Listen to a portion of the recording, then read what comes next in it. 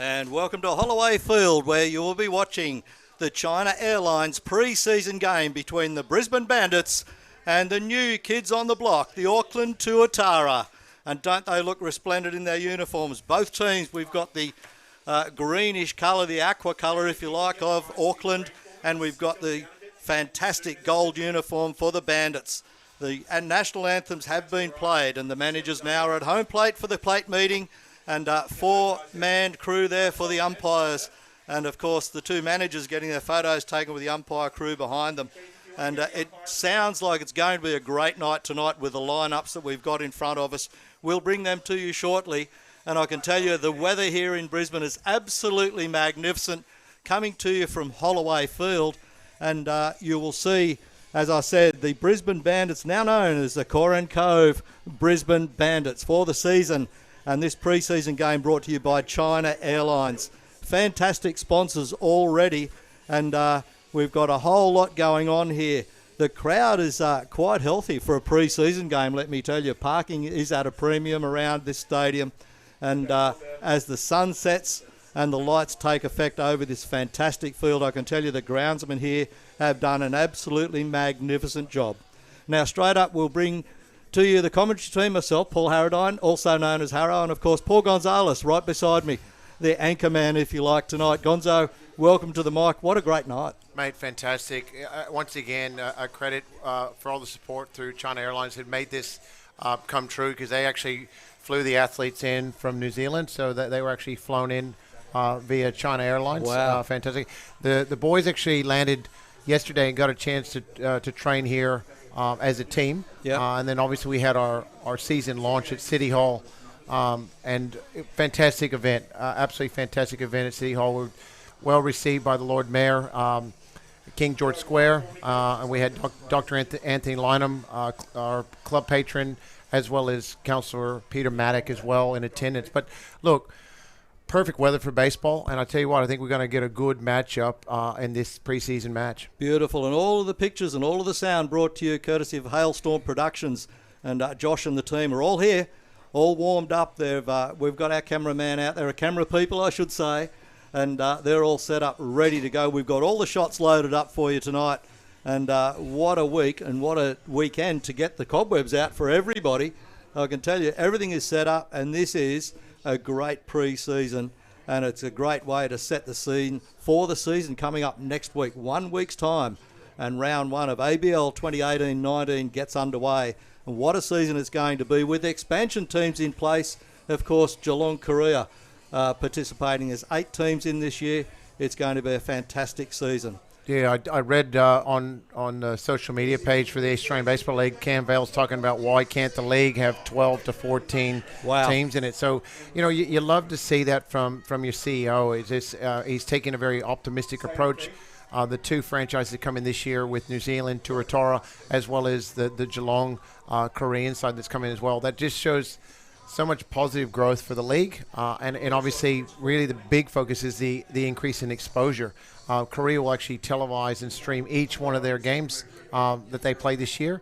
And this year we'll be also going live with Fox Digital as far as for our games of the week. Yeah, so it's wonderful. And what a way to start the season. The team from across the ditch there in Auckland fly in a day ahead of this game. And those guys would be pumped. They're a new group of people all put together, the management, the coaches, everybody.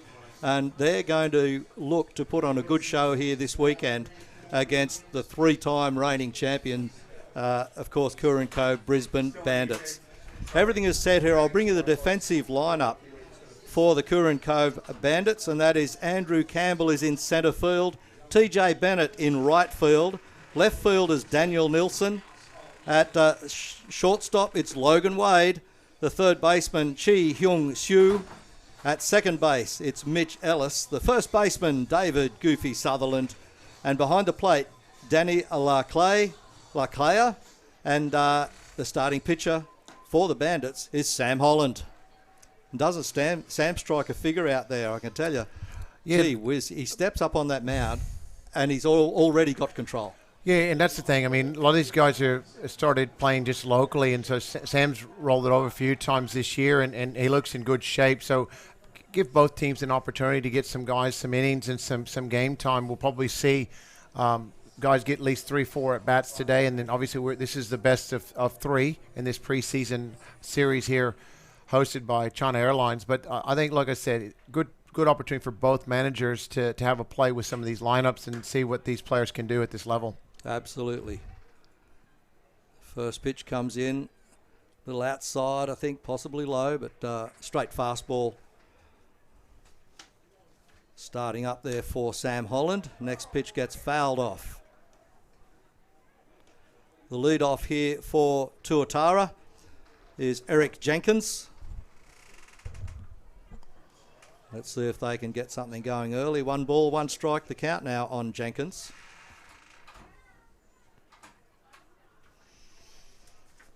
And the crowd just waiting in anticipation for something to crack open in this game. Nice fastball inside. Yeah, Sam's going to be a two-pitch guy primarily. Fastball 2-seamer way, and then he throws that slider slurve as well. But the arm angle is what's probably the toughest. He comes from a really tough arm slot. Drives that out to centre field, does Jenkins, but rounding up underneath that. And settling underneath it for a great catch in centre field there is Andrew Soupy Campbell.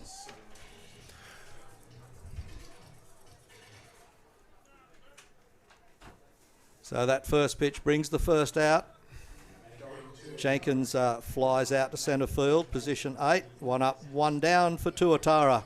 That brings to the plate Duncan Isaacs.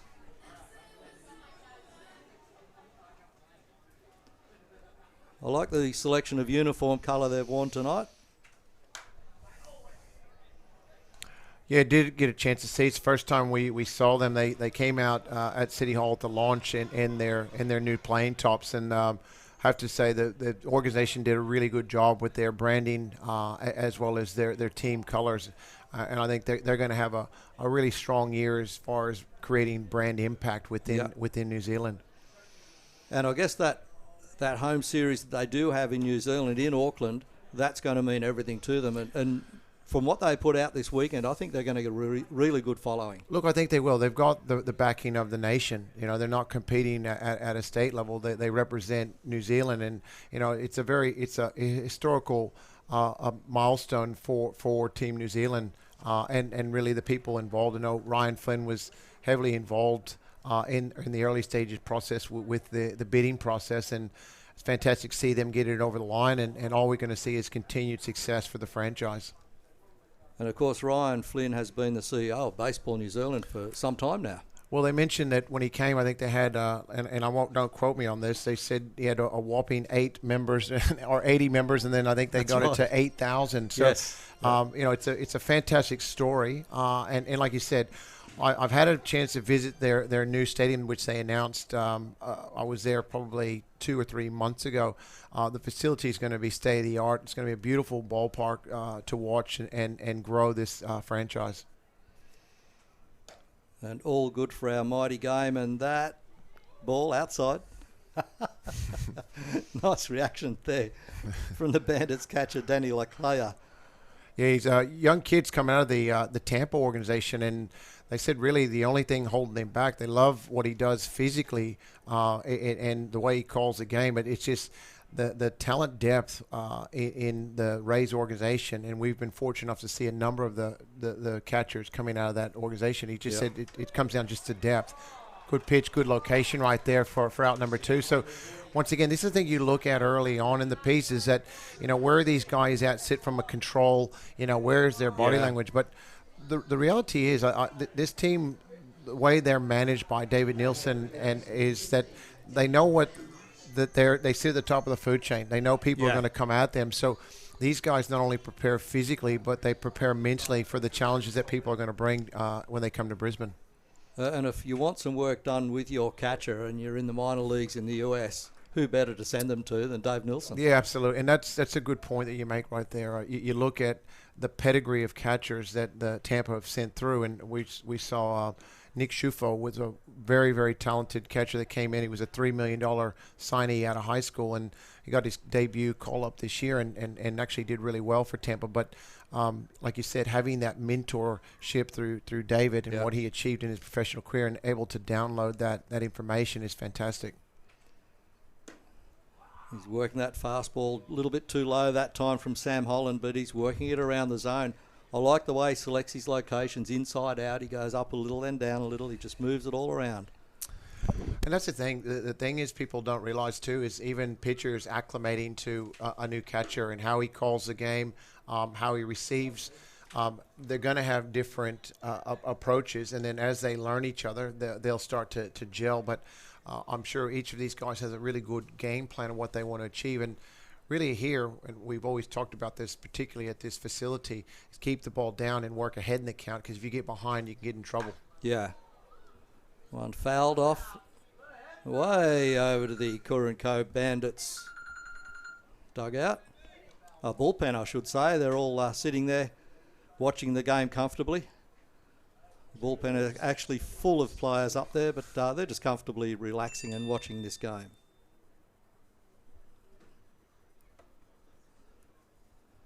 So everybody settles in. Umpire set now. Sam gets his signals. And swing and a miss there. A strikeout for the third out. So Auckland Tuatara go 3 up, a 3 down.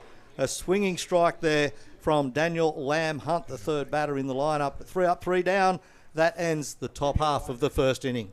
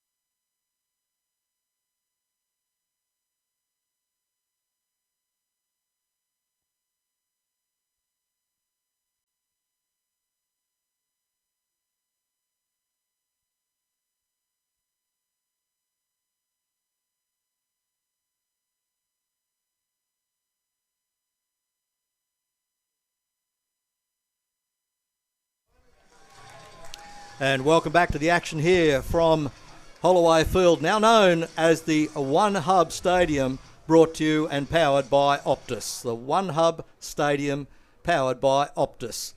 And it is, of course, on Holloway Field. And another great sponsor announced there for the Curran Cove Brisbane Bandits. Tuatara in the field now. Their defensive lineup reads this way. In right field for the Tuatara, Zach Clark is in right field. In centre field, we've got Eric Jenkins. In left field, it's Max Brown.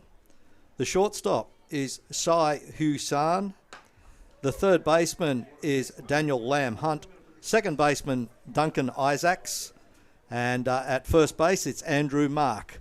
And the starting battery for the Auckland Tuatara. The catcher is Bo Teawera Bishop.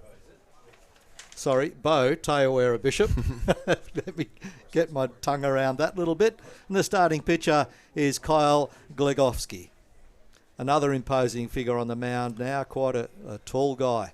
Yeah, look, birthplace is New Zealand, actually, in Auckland, 19 years of age, 188 centimeters, 83 kilos. So it's good to see a young Kiwi arm on the bump, for an opportunity to showcase his talent. And he's going to draw the crowds. Yeah, look, I think that's what's so important is it's not just them competing in the league, but actually starting to develop at that level. We're talking about the national level to continue to develop these athletes and promote the game. I think when you start looking at the talent, athletic talent that's available, I think they're going to start to produce some very talented players. And the lead off there for the Bandits, he's going to be out on the 6-3 play, and that was Andrew Campbell. Drove one hard across the infield there, but the infield did a great job down on that ball.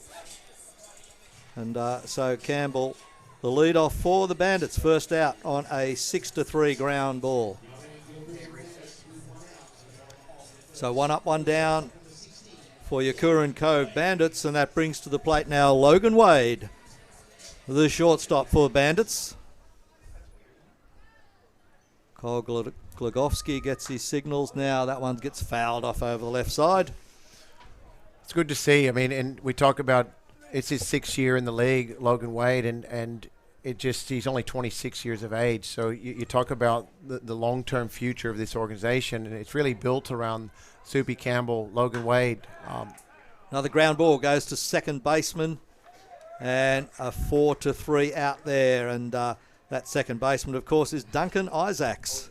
But you start looking at the depth, and really it's still a very young core of athletes, and really the nucleus of this franchise is still heavily built around the local talent. Well, it was really great here on the side of this grandstand to see Logan Wade's big picture painted up there and everything, and it's a fantastic shot. And what a great player he's been. Has it really been 6 years? Wow. So 2 up, 2 down for the Bandits at the moment, and Chi Hyung-soo. Now, he's the talk of the town. So he's out of Kaohsiung County in Taiwan, and they reckon he's the real deal as far as his power numbers. He's probably a projected 15 to 20 home runs this year guy. If you look at his numbers offshore in the CPBL, plays with the Brother Elephant organization. Yeah. Teammate of last year, big star for the Brisbane Bandits, Aki. So it's good to see another strong power hitter coming from the left side. Nice way to build some defence there and build some depth in the team as well. Look, I think the hardest part for the athletes is acclimating. So, a lot of people say playing baseball, but they're making a transition from their home country. There's new environment, new foods, new people, new language. Yeah. But I think one thing that both David and Mark Reedy have done a fantastic job with is allowing these athletes to adjust and make this their home. And Mark does a fantastic job of hosting these young men, and they seem to gel really well to Brisbane. Wow, swing and a miss there, and that brings up the third out there for the Bandits. Chi Hyung-soo gets tricked up on that one from Kyle Glagowski for the Tuatara. So Bandits, the Curran Cove Bandits, 3 up, 3 down on a swinging strike there. He tried to fight that one off but didn't make contact. Nice shape on that pitch there from Glagowski. So 3 up, 3 down for both teams. No score on the board after one inning completed here from One Hub Stadium, powered by Optus.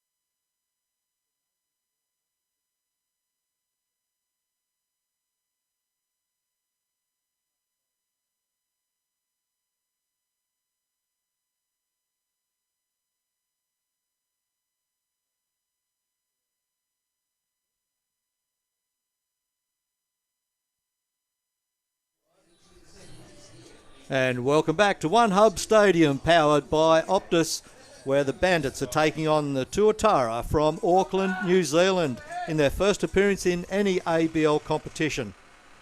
Of course, the two new kids on the block, the Auckland Tuatara and, of course, the Geelong Korea team, joined the league this year for the first time. Expansion to 8, and Thames Bunt lays it down. Just see it go foul. Interesting start for a lead-off this early in the game for the Tuatara. This is Max Brown that's at the plate for Tuatara. Yeah, look at Max's background, 16-17 with the Adelaide Wide, as well as 17 and 18. So not a lot of ABs, 34 ABs, batting average of 324 lifetime. So he comes in with a good batting clip, but only 34 at bat. So this will be a great opportunity for him to come in and really get some ABs and try to establish himself in this league. Nice fastball through the zone there from Sam Holland. Flat, fast, and inside. I want to just give and acknowledge the groundskeepers, mate. They've done an absolutely stunning job. This is as nice as I've seen the field at opening, really a preseason game, and these guys have spent a lot of man hours on the field in preparation. So to Cooper and his team, Cooper Thompson and his team, they've done a brilliant job. It's impeccable.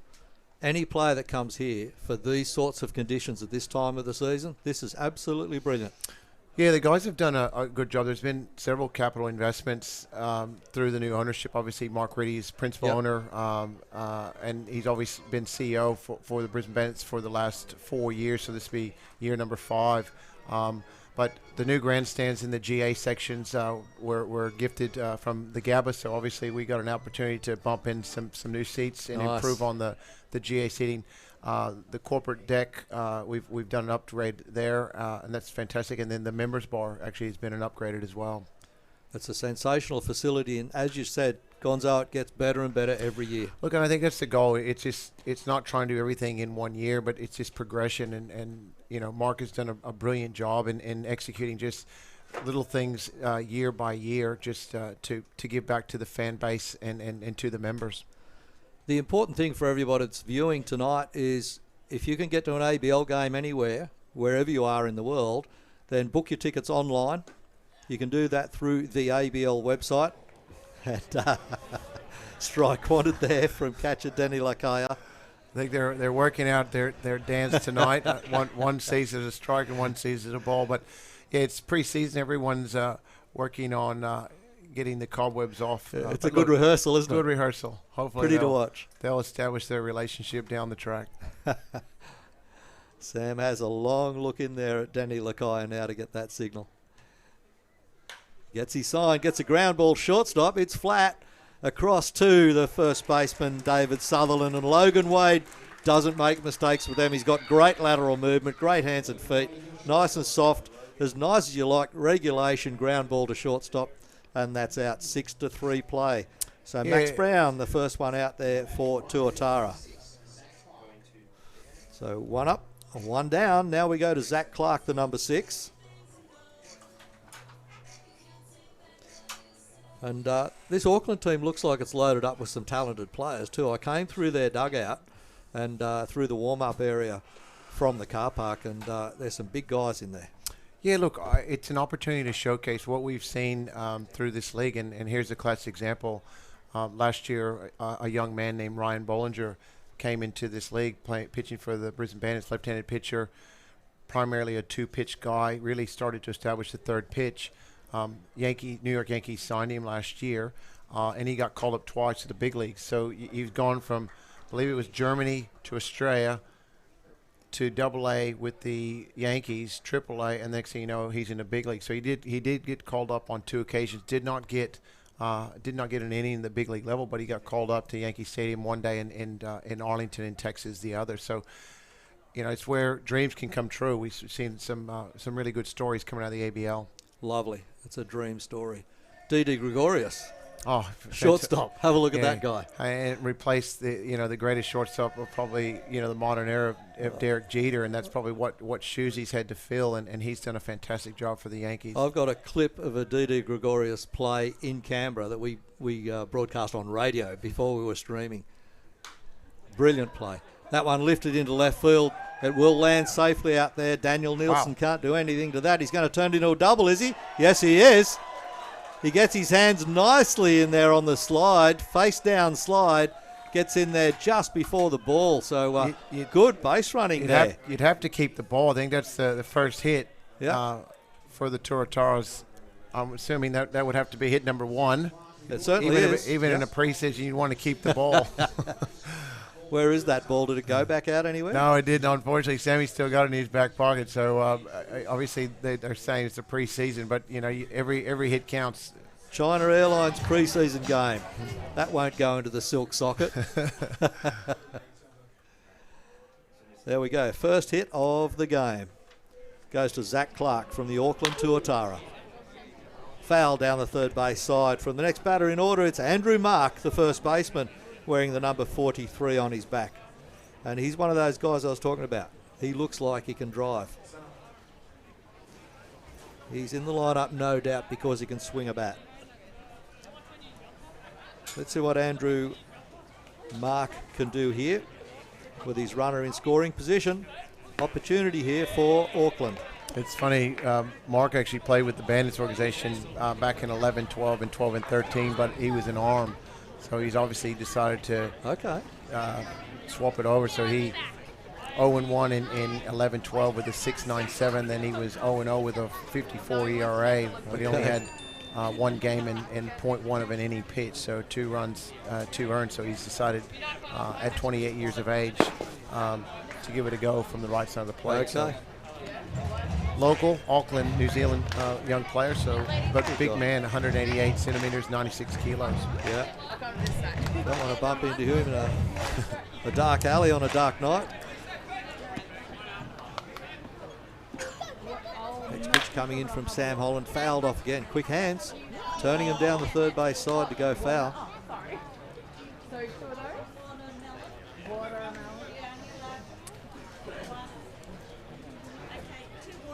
Tell you what, BLK we just got the uniforms 2 days ago, and I have to say they've done a brilliant job on the jerseys this season. They look really sharp and new air. Obviously, providing the caps, they've come up with a new design this year with the all black and the yellow front. Good pitch, good location. Sam Holland beats Andrew Mark out that time for a swinging strike. Big K2 there brings up the second out with the runner in scoring position at second base. Now Bo Teawera Bishop comes to the plate. I think, Paul, you mentioned he played for Adelaide. Yeah, a few years ago. 13-14 was Adelaide. Only got 5 at-bats at that stage, and obviously 15-16 he had 5 at-bats again. He was 1 for 5. So not a lot of game time. So once again, an opportunity for him to come in and get some ABs. So went from Wellington, New Zealand, so another local, 25 years of age. So once again, seeing more local talent having an opportunity to showcase on the big stage. Absolutely fantastic.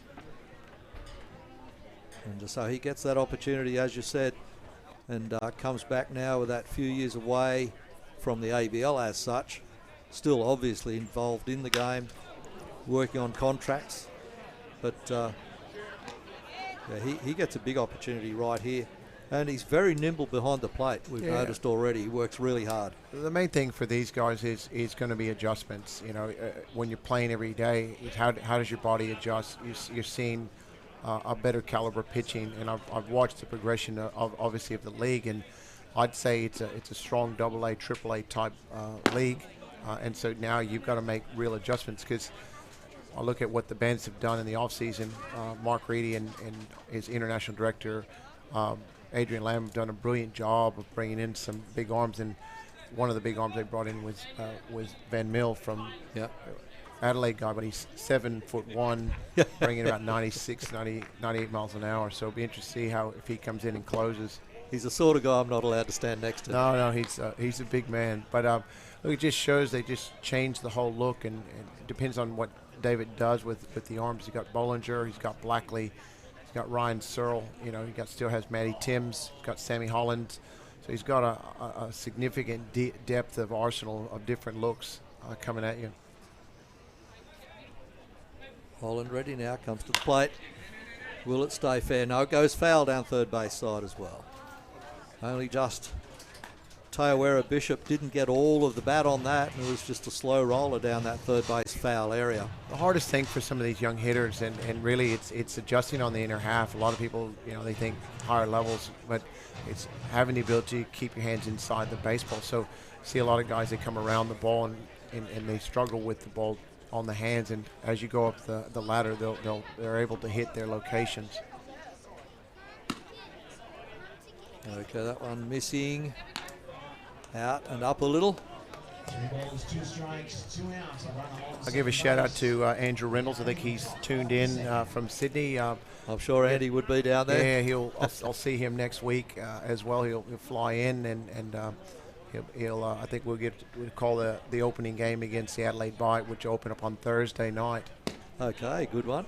Of course, in Sydney this weekend, it's Sydney playing Canberra. Yeah, that should be a good contest. Yes. The Battle of the Hume Highway, they call it, I think. So Taowera Bishop walks. So 2 runners on now. And we've got Zach Clark advanced around to third base. Base on balls. So runners on the corners for Auckland Tuatara. That brings to the plate Sai Husan. I'll need to be corrected on the pronunciation, I'm sure. He's wearing number 8. I've got several number 6s and number 8s here, so I'm going to put the 8 against his jersey number anyway. They may well be doubled up, who knows.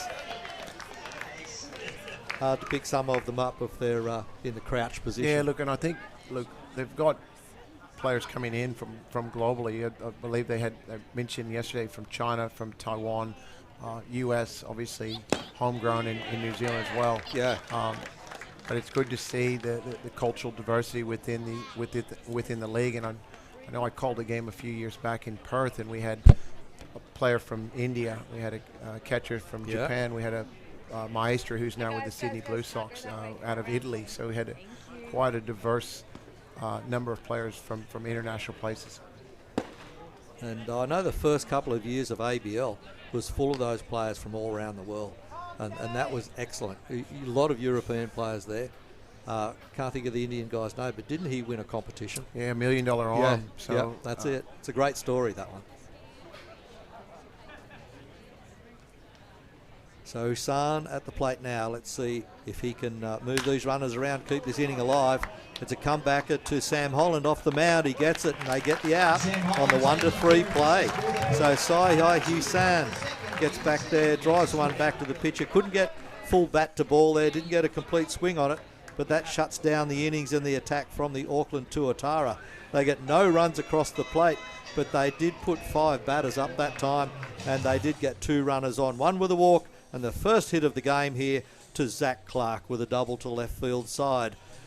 That is halfway through the second innings, and no score on the board from anybody. We'll be back shortly, where you can join us on One Hub Stadium, powered by Optus.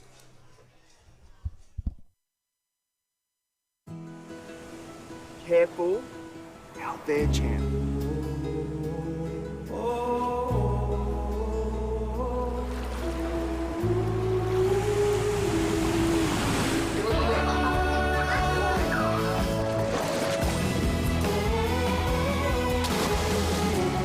How good is this?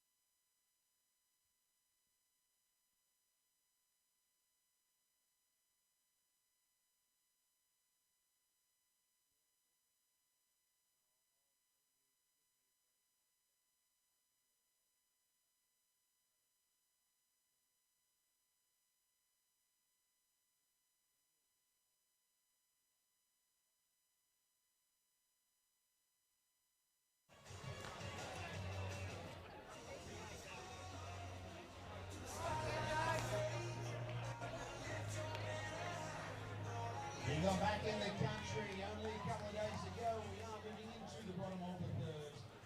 Let's make some noise for one of your favourites, your right fielder, number 6, TJ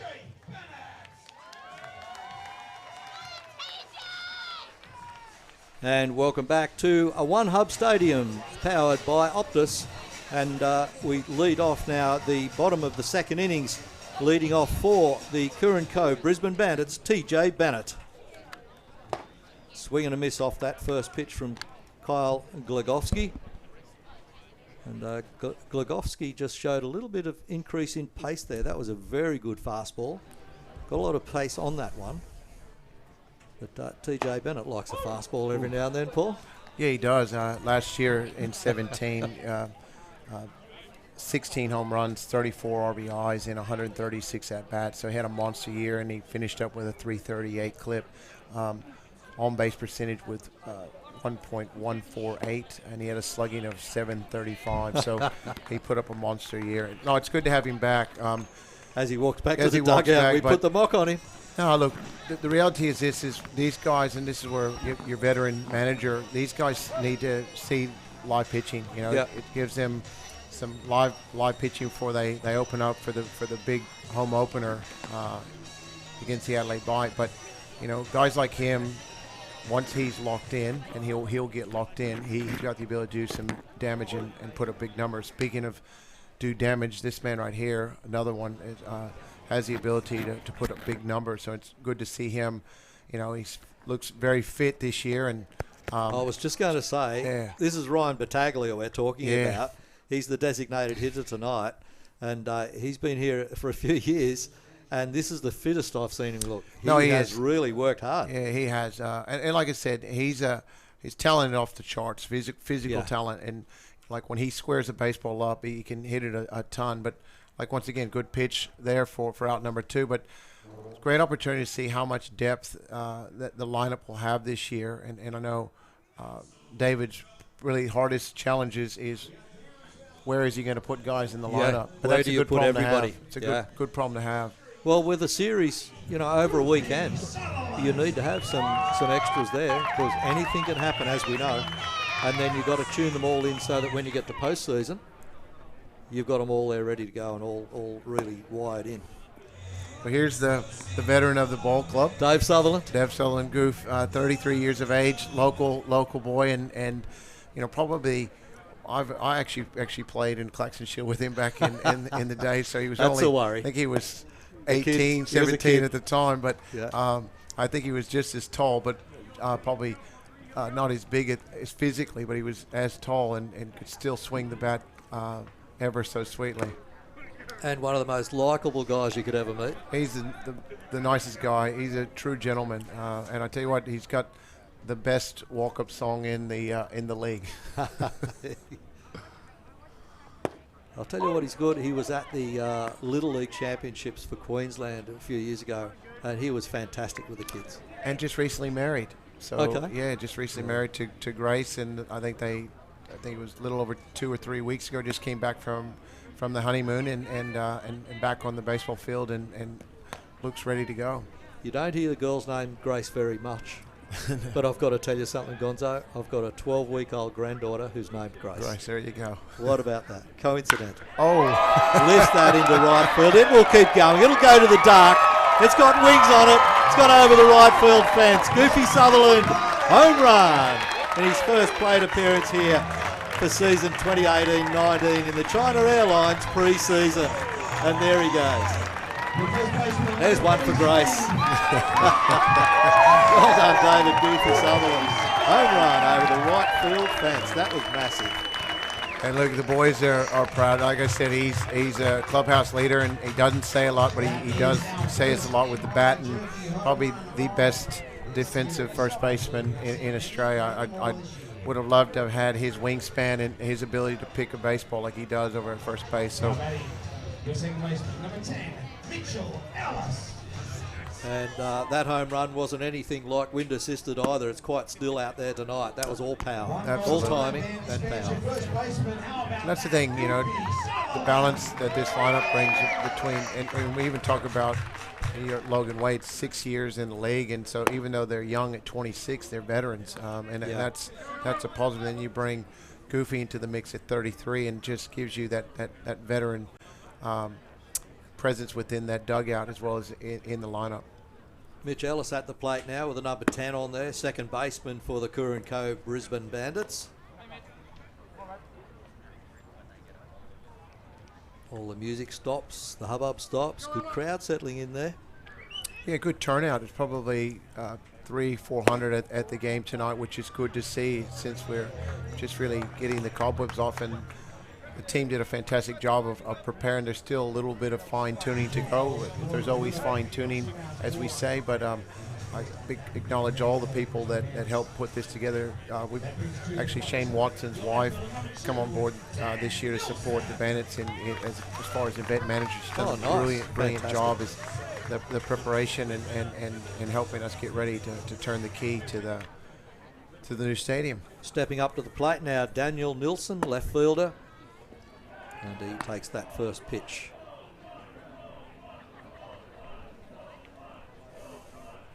So crowd getting a little active, which is good.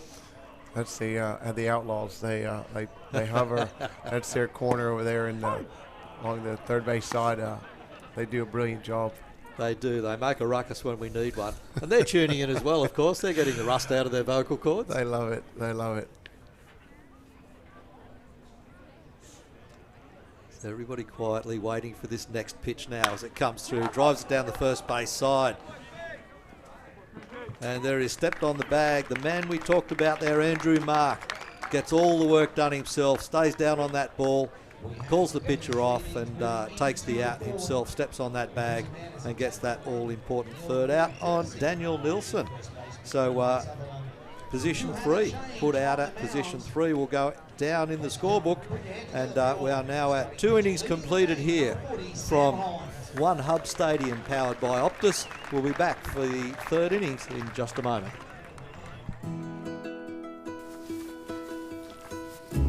It's always been you. It's always been us.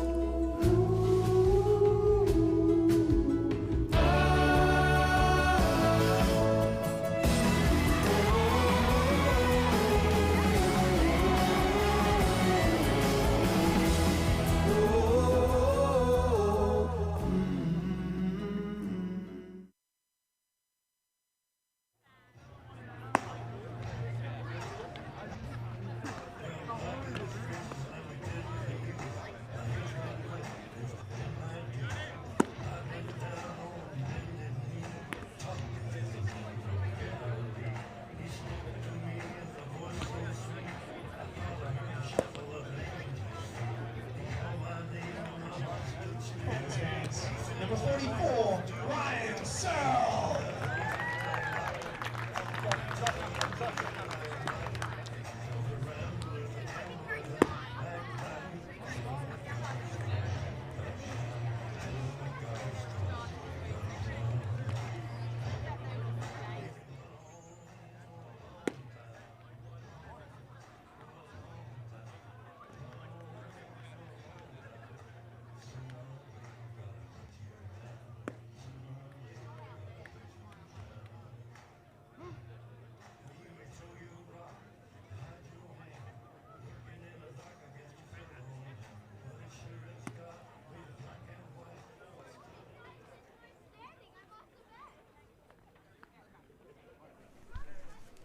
And welcome back to the action here at One Hub Stadium, powered by Optus. And we've got a change of pitcher for the Curran Cove Brisbane Bandits as we go to the top of the third inning. Leading off the top of the third inning for Auckland Tuatara is Gian Zhu. Steps into the left-handed batter's box, so a big tall lefty in there, Gian Zhu. And the change of pitcher, Sam Holland off the mound. And called strike on that first pitch. Yeah, David made a change, and obviously in a preseason game, it'll give guys an opportunity. So they'll probably roll it over for 2 innings each, and then let someone come in and finish it up. But if required, but Surley comes in a good position right here, and he looks ready to go. I mean, he's always ready to go. Whether the interesting thing will be is what David does with him. With start of the game, end of the game, he just gets up and absolutely rolls them over. Absolutely. So it's it's a good problem to have when you've got these type of arms coming out of the pen, or it certainly can turn it on as a starter as well. So as you said, Dave Nilsson, manager of the Koorin Cove Brisbane Bandits, just throwing guys out there to get them some work. As you said, you can do as much bullpen as you like, but in the real action of a game, that's when you really have to find out how you're really going. You've got batters there that are active. Well, you look at last year, Surly was 2-1 with a 1.89 ERA in 14 games, so 19 innings pitched. He only conceded 16 hits and 6 runs. So you talk about his efficiencies and 27 punch-outs in those 19 innings. So, and once again, you look at the big games, he's the arm they call on to close out. So he brings a lot of confidence and experience on the mound. Certainly does. This guy's wearing my number, Guian Zhu. This should be his lucky number. So Ryan Searle getting set again, just waiting for the batter to set himself up. Another lefty.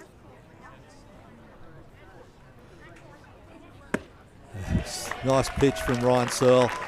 Just looped that over there, and he knew that Guian Zhu was expecting fastballs. Zhu wasn't expecting what he got, and he went way under that ball by a long, long way. So 1 up, 1 down on a swinging strikeout. K2 to Zhu, and we go back to the top of the order for Tuatara through the bat of Eric Jenkins. I actually looked up Eric early on in the piece. He was a second-round pick, I believe, with the Texas Rangers. So okay, he's only 21 years of age. He's out of West Columbus, Cerro Gordo, of North Carolina. So 21 years of age, birthplace, Chadbourne, North Carolina, USA. 185 centimeters, 77 kilos. So 2015 second-round pick. So big money coming out of the second round if you come in probably out of high school as well. Absolutely, out of a very good program by the sound of things. So let's see what he's got there to defend this pitching from Ryan Searle. Strike on that one again. Surly working location, just goes inside a little there. And one thing Surly's done really well over the last few years, and it just probably just comes from experience too, is he's always been a really good arm and a power arm. So heavy two-seamer, high 80s, low 90s, and then a power slider. Now he gives you a couple different looks. List that one left side. Daniel Nilsson's out there. And Nilsson takes that catch, no problem whatsoever. Never in doubt, just settled under that ball. Well positioned as well. Yeah. Considering this is only the second at bat for Eric Jenkins, he was out there and he's in the right spot for that. Didn't have to move very far for that at all. But with regards to Surly, he really gives you different looks now. He drops down arm slots. He changes speeds with his pitches. He gives you different variations. And then when he needs to run the ball up there, he still has the ability to run the ball up there in the low 90s. So. Duncan Isaacs popping one up there straight into the glove of Ryan Searle. Duncan Isaacs getting right underneath that one a little bit too quickly. So again, Auckland Tuatara go 3 up and 3 down. No score on the board, and that inning not as strong as their second inning where they put 5 batters through the order. We're going to take a short break and come back with the bottom of the third inning in a few moments.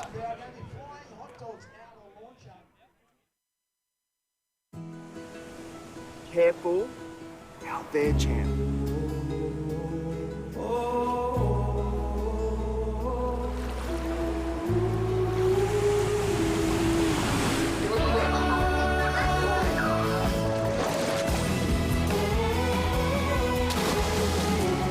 How good is this?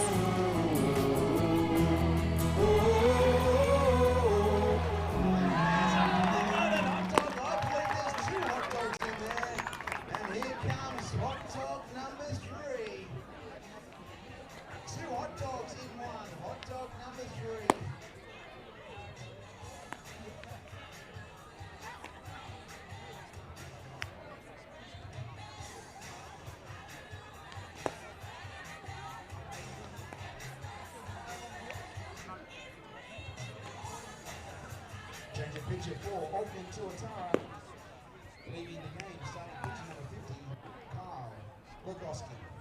Entering the game, number 12, Yuki Takahashi.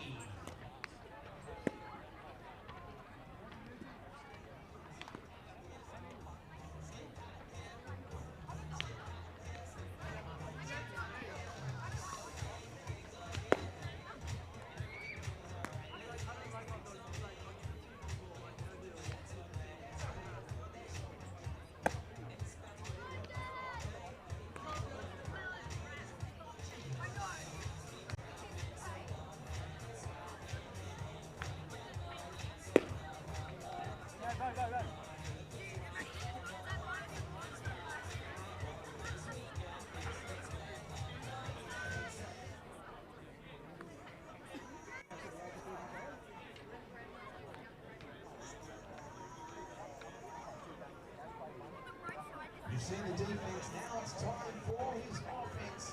Your catcher, number 23, Danny Delicali.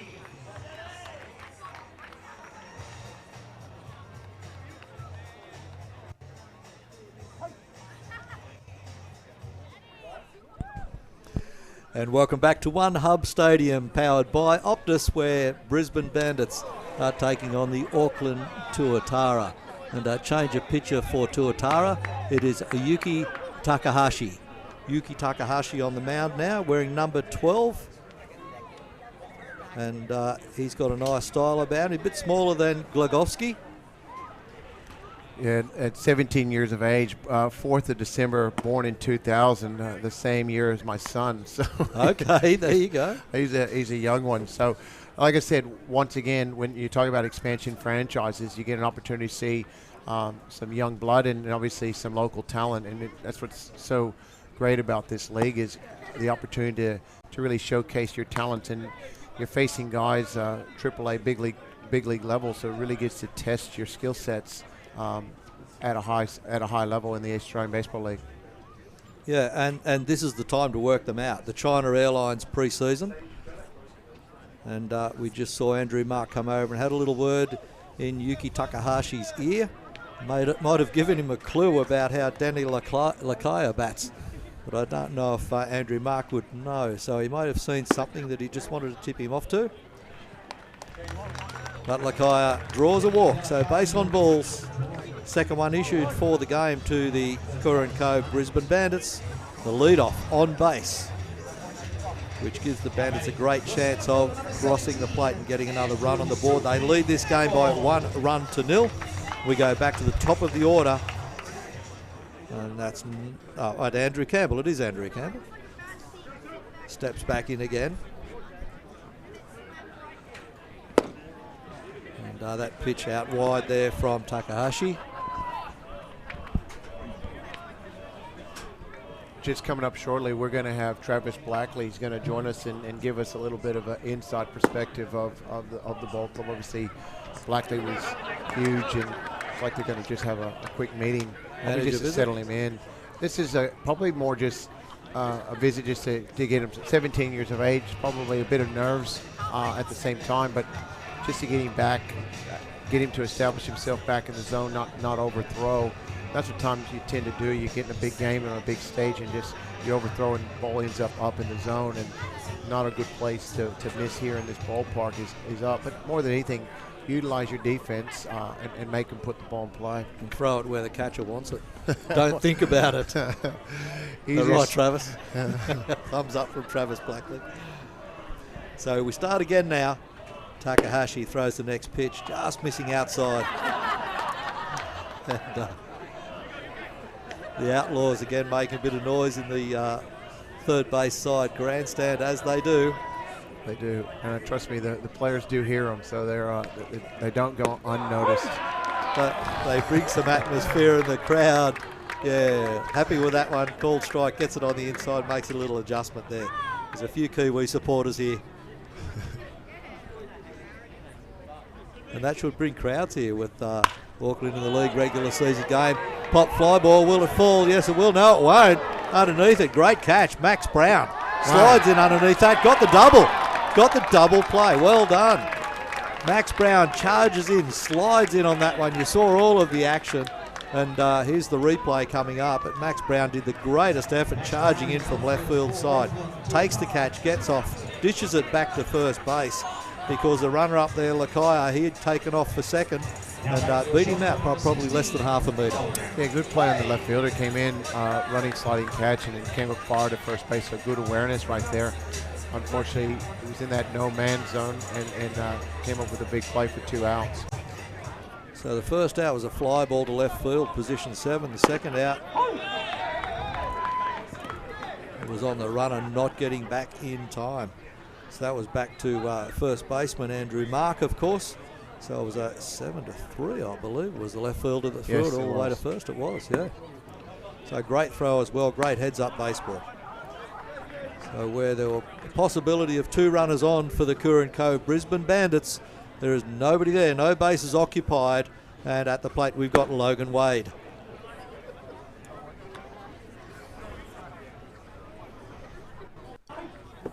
And Wade continues his success at shortstop.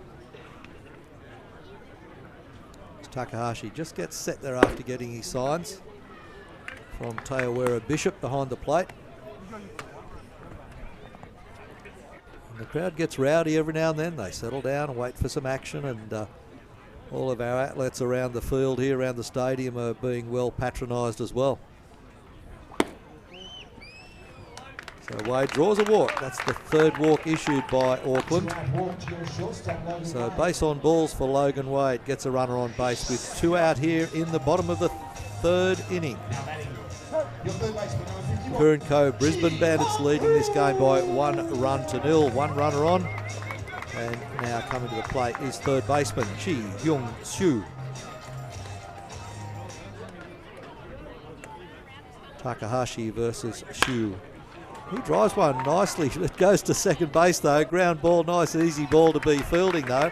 And it was Duncan Isaacs. Didn't need to move a foot at second base. He just stayed down as Shu didn't really get full bat to ball there. It rolled out at sort of half pace to the second baseman.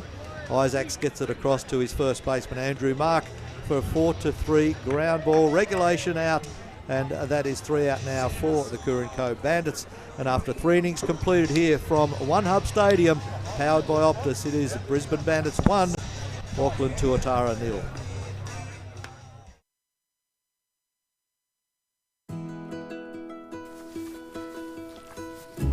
It's always been you. It's always been us.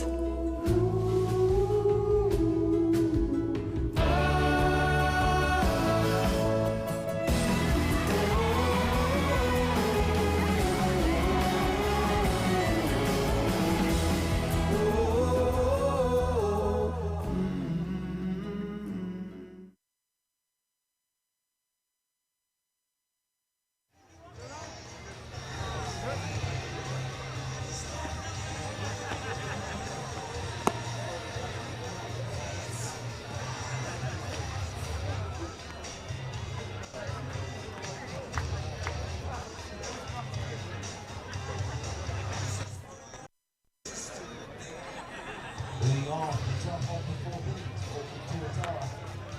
Third baseman number 15, Daniel Lamont.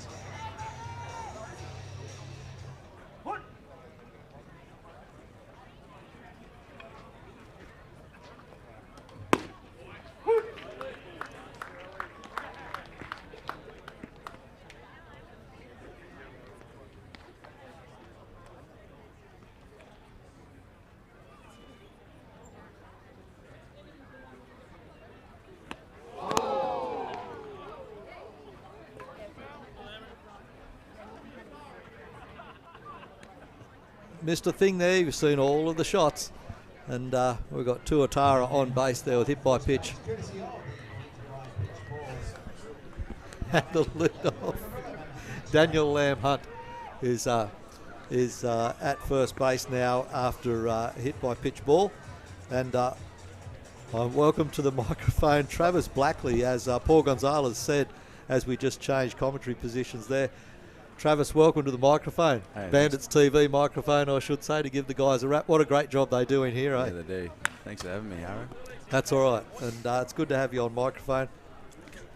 The the Auckland Tuatara, having them in this league, it's got to be a benefit, doesn't it? It does. I think it's a great move by the ABL to add 2 more teams.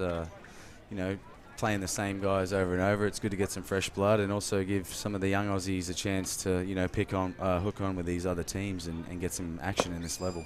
We've got Max Brown at the plate now for Tuatara. And, of course, on the mound there was a change of pitcher in the previous innings, and that is Ryan Searle on the hill. And, Searle up there for his second innings of work. He got 3 up, 3 down in the top of the third inning. And we've got 1 runner on base. Max Brown at the plate. Let's see what Brown can do with the pitching of Searle. And gets a nice strike on that one. Now, Travis, some additional crew here for the Bandits this year. Yeah. And it just strengthens what is a really top squad anyway. Really strong arms, really strong bullpen. How's it looking from your perspective? It's hard to imagine we have a stronger bullpen this year, I felt like the last few years that's been one of our strengths to go along. We've been fairly well-rounded. But we have a lot of flamethrowers coming out of the bullpen this year, and enough to where Searle's decided to come out of the rotation this year instead of finishing games, as we've got big 7-footer Dutchman Luke Van Mil, who brings it in there a good 97, 98 miles an hour. It's got to be an awesome sight on the mound when he gets up there in regular season. Oh, I know. He stands, obviously 7'1", and on top of that mound, he must look 12 foot tall. That's amazing. And there's some nuggety batters out there as well in some of these lineups. So from their perspective, it's all about angles. It is. And I mean, by the time he lets go with the ball, his extension out in front, he's probably letting it go halfway to the plate. Yeah, 50 feet. He's cheating 60 feet. I got to throw from 60 feet. That'd be nice, wouldn't it? It would be. We've got Zach Clark at the plate now, right fielder for Tuatara. And they are 1 out with a runner at first base in the shape of Daniel Lamb Hunt. And of course, apart from your bullpen, the general squad, you've got some extra hitters in there as well. There's some power hitters being added to the lineup. Yeah, we've added a couple of guys. Obviously, Adam Weisenberger was replaced this year with Danny Delakaye. And we also obviously waiting on Donald Lutz to join us. And we've also picked up a couple of young guys. Mitch, who we got? Mitch Ellis from Melbourne. Yep. Came back from college, and we're lucky to have him. He's a good little player. And I haven't actually got to meet the Taiwanese hitter we have yet. I met the pitcher already, but I'm not sure the English. There's a whole lot of English there, so it's over time, just like with Archie last year. Yeah. And hopefully we see Archie back. That would be nice. Bit of settling in, interpreters floating around to make sure everybody understands what's going on. Yep. But these guys also, despite that, they mix in really well, don't they? Yeah, they do. Well, at least last year, Archie especially was, he's a very fun, easygoing guy, very funny guy. He got a good following from the crowd. He did. Well, he's a pretty big name over there in Taiwan, and we're interested to see how these guys come along and pan out for us. They've been highly touted by everyone, so we're looking forward to see what they got. The amazing thing is, the ABL keeps building. We bring in 2 extra teams, 2 extra clubs come in, and all of the other clubs get stronger as well. Yeah, I think, the Bandits, we've set the bar, and other teams are chasing us. And they're doing whatever they can to strengthen their teams up. And Americans, I've had a heap of teammates try and hit me up to come over here and play. So, there's no shortage of guys wanting to come out here. Absolutely. So Tuatara, Andrew Mark becomes the third out with another strikeout. And Ryan Searle put the first batter on with hit by pitch ball, then struck out the next 3 to close all of that down. He wasn't going to muck around with them there. So we're halfway through the 4th innings. It's still your Curran Cove Brisbane Bandits 1 run leading Auckland Tuatara 0. Back in a moment.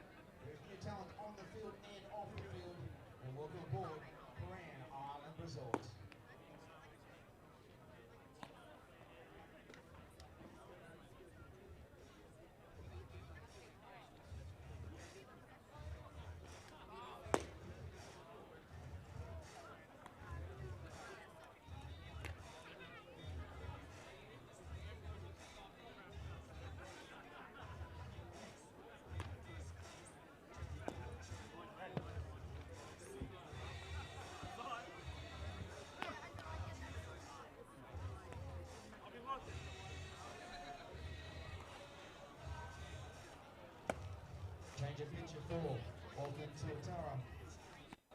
Taking his place on the mound, number 29, Neo Fukuda. Out of right field, number 13, Suggy Shorte.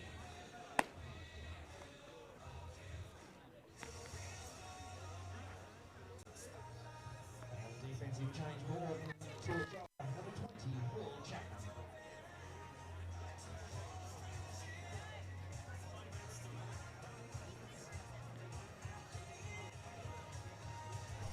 And welcome back to all the action here from Holloway Field, now known as One Hub Stadium, powered by Optus. Voice, print and data. One Hub Stadium. We start the action here for the bottom of the fourth innings, leading off for the Bandits, TJ Bennett, our right fielder for the night. And on the mound for Tuatara is still Yuki Takahashi. And I suspect the coaches were having a little bit of a chat to him in that interval between innings. They just needed him to focus. He's just a young guy and it's his first outing. So he's a bit pumped up, I think. And they're just trying to work him into this roster and build up on his little experience that he has so far. And the side that the Auckland Tuatara put together, this squad, you know, a whole new squad put together out of nothing, if you like. And the managers and everyone, looks like they've done a fantastic job.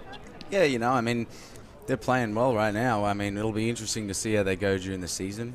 They've got a couple of pitchers with a lot of experience. I know they brought out Josh Commenter. Yeah. And I've personally played against him in the minor leagues and in the big leagues. Okay. So, yeah, I know what he's got. And he's going to, you know, if he's anything like he was when I saw him last, he was pretty sharp. So, you know, it's that's great for them. You know, they need a couple of big names to help them out. But, you know, this has been a preseason series. You know, most of our guys haven't seen any pitching. Most of our pitchers haven't seen any hitting. And, yeah, you know, we're trying to feel them out just like they're trying to feel us out. So. And there's nothing like the actual game. Once you're in the action, you've got the game going. It's better than all the practice you can have on the park anywhere at any time. Yeah, and I mean, we're as a team, you know, we obviously have things to work on. We're not so much worried if we don't win these games. We'd like to win these games, and we're going to try. But, you know, when it comes down to it, I think Dingo's going to be looking around trying to see who he's got, see what he's got to work with this season and with the new guys. And I think once Donald gets in here and, you know, if Archie does make it back here, I haven't heard exactly if he's making it yet. Well, Lutz is a clubhouse leader, isn't he? He is. You know, we've got a lot of clubhouse leaders, you know, and a few have formed over the years. I know Soupy's definitely stepped up. Logan's always been one of the guys. And you're there. Oh, yeah, you know, but I'm coming from Melbourne, you know, I kind of came in on the side, but I think after 3 years they're over it, are they? Yeah, I think they Not a Mexican anymore. They see me as a banana bender, yeah. Good stuff, Travis. Of course, I'm with Travis Blackley here on the microphone, and it's great to have him in this commentary position for a couple of digs. And at the plate, we've got Ryan Battaglia. He's another talented guy, designated hitter tonight. Gonzo and I were commenting on how fit he looks. Yes, he does. He's been in the CrossFit, I imagine. I heard a rumour. But, yeah, he's always been a strong boy. I mean, you don't get the name Boof. Yep. Like for no reason. But, no, he's always a threat at the plate, especially if the pitcher falls asleep on him and serves one up. He can definitely put a hurting into a ball. Oh, he's done it many times here in this stadium, that's for sure. He doesn't do much damage to the outfield. It's all outside the fences. And here he goes. High fly ball this time. Will it stay inside? Yes, it will. Jenkins rounding up underneath it in centre field. Had to pick that one out of the light and out of the dark sky. Did a good job. Did Eric Jenkins out there in centre field for Tuatara. That was a high fly ball from Ryan Battaglia out there in centre field. But fly ball to position 8 goes down in the scorebook.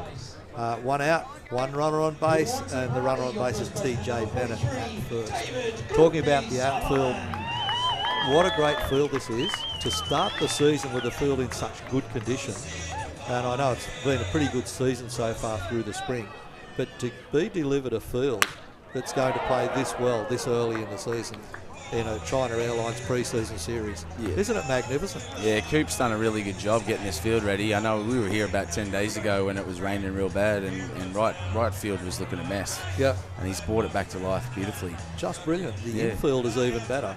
Yeah, the infield's always been immaculate here. And you know, one thing we were saying about this, we haven't got a whole lot of wind today, and being such a small outfield, it can be very tough on the guys that aren't used to it.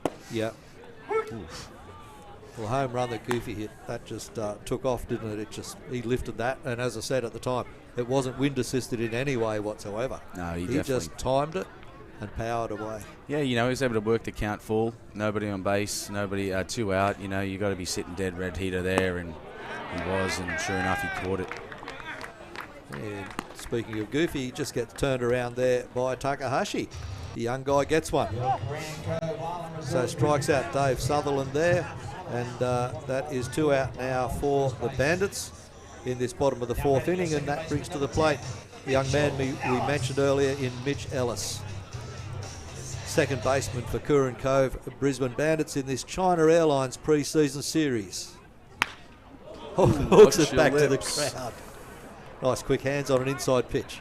Yeah, it looked like he started him off with something soft there, and he was out in front, and it was good to see him commit to that. And he probably knew he was going to pull it foul, but that always sets up the next pitch. Even from the pitcher's standpoint, but also as a hitter, he can have an idea of what he's going to get. And right there, blew one by him, trying to straighten him up a bit. I know it's a bit of a mystery question, this one. Everybody says, who's the opposition that's going to bother the Bandits most this year? Is there any thought on that or any talk about it? Perth used to be the other team, didn't they? And they were the early leaders in ABL, early days. They were into it. But, I think it could be anybody. Yeah, Canberra's always strong too, being so heavily filled with American guys, and obviously some great Aussies that play down there in Canberra. But Sydney have obviously bolstered their line-up and their starting rotation this year, so they're going to be tough. I mean, we're not sure what to expect, and all we can worry about is ourselves. And when those guys come to town or we see them, let's give them all we got and see if they can handle us. They got to deal their own cards, don't they? Mm-hmm. Yeah, as you say, look after your own backyard, and everything should be in order. And you've got the right management, the right squad to do it all. Yes, and I mean it's tough playing here as a pitcher, and these guys have to come in here and deal with this ballpark, which is. When I say hard to pitch in, it's one of the hardest I've ever had to pitch in. Absolutely. It's small and the wind blows straight out to right field. Okay, so at the end of the 4th innings, Brisbane Bandits 1 lead the Auckland Tuatara. No runs. We'll be back after a short break.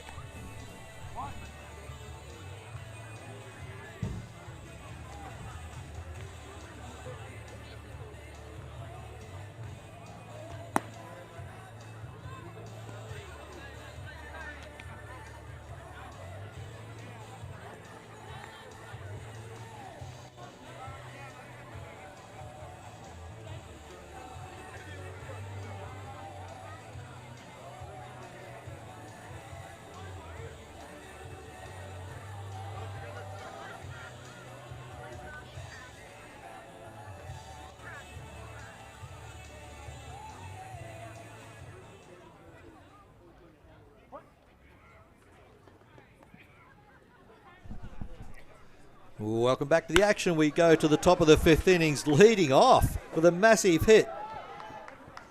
Just one bounce into the outfield fence on right field side. He stands at second base, and that is Bo Tiawera Bishop, the catcher for Auckland. Wow.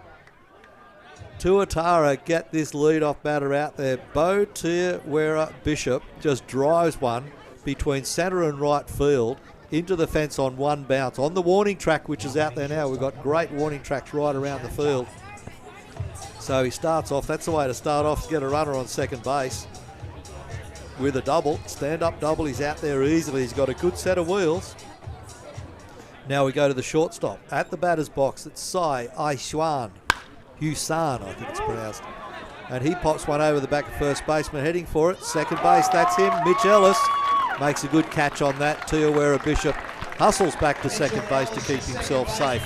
But that was a deep fly ball by Sai Husan, and he is out on that fly ball.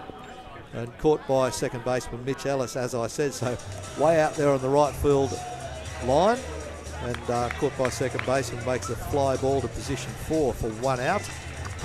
Runner still in scoring position at second base, and coming to the plate, the 9th batter in order, Gian Zhu, designated hitter with the number 52 on his back. And he fouls one almost back to the commentary position except for the back net. Yeah, it was actually a great play right there by Mitch Ellis. He did that very smoothly, didn't seem to panic at all, and really got back out there to right out behind first base, about 40 yards back behind the cut of the dirt, and really pinched that one. That would have been a hit all the way. And timed his run perfectly. Searle has a look over. Back at second base, still on the mound, and ground ball to second base. An easy out there by Zhu, and that is Mitch Ellis across to David Sutherland to get the 4-3 out and bring up 2 out here on the Auckland Tuatara. 2 out, runner advances around to third base, Bo Tiawera Bishop. So closer to home plate for a run to tie this game up. Tying run at third base, 2 out here in the top of the 5th inning. And we go back to the top of the order through Eric Jenkins, centre fielder for Auckland. And he needs to keep this inning alive and possibly get the equalising run across the plate, the tying run. Brisbane leading 1-0. We're in the top of the 5th inning. Yeah, I think Zelly might be a little careful right here. He has bases open. He doesn't have to pitch to the lefty if he doesn't want to. He's bounces that one in. Good block there by Lakaya.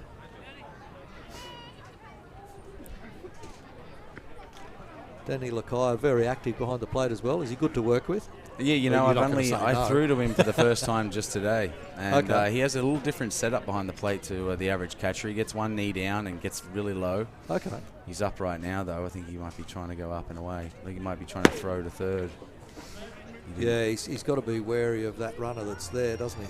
Yeah. But yeah, he's a good kid, you know, from Miami, Cuban born, or Cuban parents. I'm actually unsure if he was born in Cuba or not. But okay. Yeah, his name actually means of the street. Really? Delicaya, wow. yeah, Okay. of the street. Interesting little bit of background there. And Jenkins draws a walk. It's not Jenkins, I don't think. Yeah, Jenkins drew the walk. Oh. Yep. They might have had a new hitter in. I think he's changed shirts though. I thought I saw number 4 and he was number 5 last time up. I think it might be a shirt swapping going, and this is number 3, which was Duncan Isaacs was number 9 last time. So there's a couple of other batters coming through the lineup. Yeah, this definitely isn't the second hitter. He was a lefty. No, that's right. Good pickup. Yeah, so the next one up is a number 20 as well. Different lineup. We haven't got all of the details on these guys. Runner takes off. Oh, there it is. And here comes the equalising run as they split the gap. This runner's going to turn the corner. No, he's not. He's going to stand at third. So he's come from first to third. Looked like a little hit and run action there. You know, the runner took off, had the second baseman go to cover the base, and the hitter was able to feed that ball right where he would have been. It was certainly was a routine ground ball to where Mitch Ellis was standing, but of Importantly, course they get the tying run, so it's 1 run apiece here and still 2 runners on. Runners on the corners for Auckland Tuatara, and a number 20 stepping into the plate now, and I don't have that list. I don't think we can bring it up on here. Okay, first ever ABL run for Auckland Tuatara, although it is the China Airlines pre-season. So we didn't get the first hit ball either. It went back into the game, so I don't think it got rescued out of the game. It will next week, though, that's for sure. it won't be against us, that's for sure. So Tuatara get their first run in this China Airlines pre-season and, of course, the ABL. Then we get a ground ball on a 6-3 on not Daniel Lamb Hunt. He's out of the game. We'll try and bring you who that was with the number 20 on very shortly. 6-3 brings up the third out, and we're halfway through the 5th innings, and Auckland have tied the game at 1 run apiece. 1-1. Auckland and Brisbane. Back in a moment.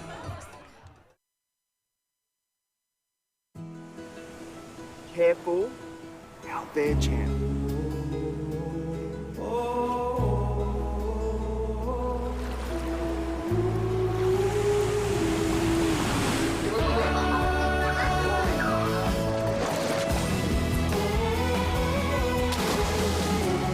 How good is this?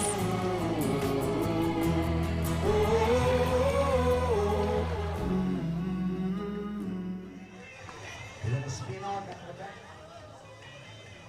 Way down to the bow line.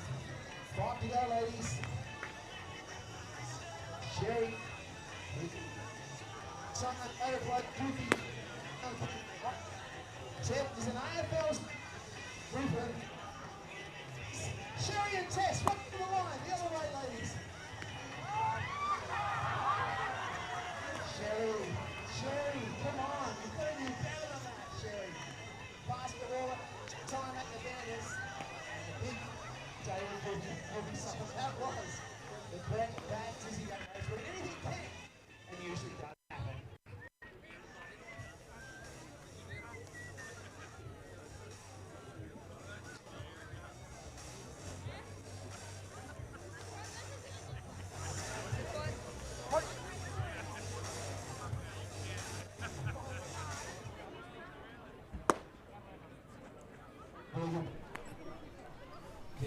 And welcome back to the action in this China Airlines pre-season game and the series here from One Hub Stadium powered by Optus. And it's a 3-game series. This is game 1, of course. 6 o'clock tonight was the start time. And Saturday night, again, start time, first pitch, 6 p.m. And then on Sunday, game 3 will be brought to you at 2 p.m. First pitch from this same venue, the home ground of the Curran Cove Brisbane Bandits. Leading off here is Daniel Nilsson in this bottom of the 5th inning. And on the mound there is another change, I think. Yes, there is a change of pitcher for Tuatara. We'll have to find out who that is shortly. We will get that from the scorer's booth very soon. And we'll get that online and bring you that new pitcher. Looks like a young gun out there on the hill for Tuatara. And Daniel Nilsson walks. So he draws a walk off the change of pitcher. So again, the Bandits with a lead-off runner on. Now joining me in commentary, Daniel Armand, commercial and and marketing manager. Marketing manager, commercial and marketing manager for the ABL. And welcome aboard. Welcome to the microphone. Thank you, Paul. And we've got a great series start here, although it's pre-season, China Airlines pre-season. It's a great setup. Yep. A great fantastic venue. crowd tonight as well for pre-season. It is a very good crowd for a pre-season game. They're all interested in both of these clubs by the look of it. There is some New Zealand content here, I think, among the crowd. They're right in front of us. I think so. There's a lot of Kiwis in the Brisbane world. There certainly is. I'm impressed with a whole lot of things to do with the Tuatara. In particular, their outfit. I think the colours they've chosen, the colour scheme they've chosen, I think is very, very good as well. And there's no other teal in the league as well. So, exactly. It's spot on. And so the setup we've got tonight is working very well. From your perspective, though, at the ABL level, the top line, you've created opportunities for a whole lot of new partnerships by the look of things across the board. Yes, yeah, definitely. Yeah, well, the main thing for us is we just want to get our name out there. Yep. We want to grow the Brisbane Bandits brand, but we also want to grow Australian baseball as well in the country, but also globally. Yes, that's our big push, and that's from the top, from Mark, our owner, all the way down to our players. So we've had a really big off season in one, recruitment for our players, but also the recruitment of our sponsors this season, which is bringing on Curran Cove as our naming rights, One Hub powered by Optus for our stadium naming rights, China Airlines as our other major partner. So it's been a fantastic year with lots of support, which is good. It's certainly a good start to the season because you've got all of that in place already, nice and early. It's been set up. It's very solid. That's right. Just driving in here tonight from the north side, there's billboards. Yep, that's right. Yeah, thanks to blazing Brisbane Bandits advertising up there. I was really impressed with that. It's fantastic having the yellow as well, which stands out. That's right. We've got the Goa people in the crowd tonight, and they've got some special digital billboards out in Brisbane with our new Taiwanese players. So they're pushing them out to Brisbane for us I this weekend. Helped open their first one, the digital billboard they have. Oh, really? And on Coronation Drive. Okay, yep. And we opened that, and it was a really big event. I helped with the streaming on that. Well, I think now they've got something like 50 digital boards going around. That was a few years ago. Yeah, that's right. So very impressive. And at the plate now we've got Andrew Campbell, of course. And runner at first, Daniel Nilsson, still up there.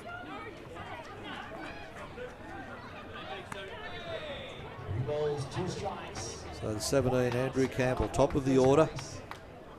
Logan White on deck. And very, very solid at the plate. Crowd goes quiet just again in anticipation. Gets a ground ball, hops across first base, cuts it off, and it's not Andrew Mark. He's been changed out there, but by a big guy, number 38 at first base there. Dives off, cuts that ball off, because if that ball got through, runner would have got around to third base. Absolutely, would have put him in a better scoring position. Big stretch, but the number 38, we haven't got access to that lineup with the numbers on it. Let me tell you, he's a big guy. Talk about tall, he's got a big... He's got to be, probably... He's got high sixes. Six and a half, yeah, 6'8". Absolutely. Definitely. Yeah. And he's a big boy as well. So That's what you like as a first baseman. Bandits now with 2 runners on. And at the plate, this will be Logan Wade. So 2 runners on for the Bandits with 1 out. And crowd getting into it just a little bit there. And great camera work again from Hailstorm Productions, guys. What a great team. I think that's actually our Outlaws, our fan club. They're yeah, side, I think, yeah. They're definitely, they love to get involved. And they are regulars. They're here all the time, every home series. Absolutely. And they really hang in there. Great shots. Pops up foul over the back of the third base grandstand. Third baseman heading for that one, but gee, I can tell you now, he was not going to get to that. That's a long way over the back. So pre-season series, China Airlines pre-season series is for getting the cobwebs out. That's right. That includes things like lineups. Absolutely. So, we're on a mystery at the moment, but that's fine. These guys are having a good game out there. And it is a 1-1 scoreline in this game between Auckland and Brisbane. Well, I think actually, Paul, Auckland are using this pre-season to finalise their team for the season. Yeah. I'm impressed the fact they've got a lot of locals over there. Absolutely. In the lineup. They've got a lot of New Zealanders in the team. Is it inside the fence? No, just outside. There's a souvenir. That doesn't happen too often at One Hub Stadium, where it bounces into the crowd underneath the covers. Oh, that's right, yeah. So they don't have very much chance of getting those ones. Oh, he must have caught it on the first bounce, I would say, off the concrete. Another one going the other side. The Logan Wade just protecting the plate there. So 2 runners on. Everybody waiting for something to bust open. There's only 1 out here with Logan Wade at the plate. Good umpiring crew as well out there tonight, as usual. And I think they're using the pre-season as well, Paul, to get some training in. And they've got a new umpire today. That's his first game, to get him into the system as well and get him ready for the season opening series next week. It's good development. Good development. Extra series, extra games. You've got to have extra umpires. That's right. And they've got to be able to travel as well. And not such a laborious trip across the ditch to Auckland from the east coast of Australia, at least anyway. Yeah, we've escaped the Perth trip this year, the big flight, and we've got the New Zealand one. The fastball missing outside. 3 balls, 2 strikes on your shortstop. Just wondering if our catcher Bo Teowera Bishop looks like he's out as well. I don't think that's him behind the dish. I think it's one of the Taiwanese players behind the dish. I would say so.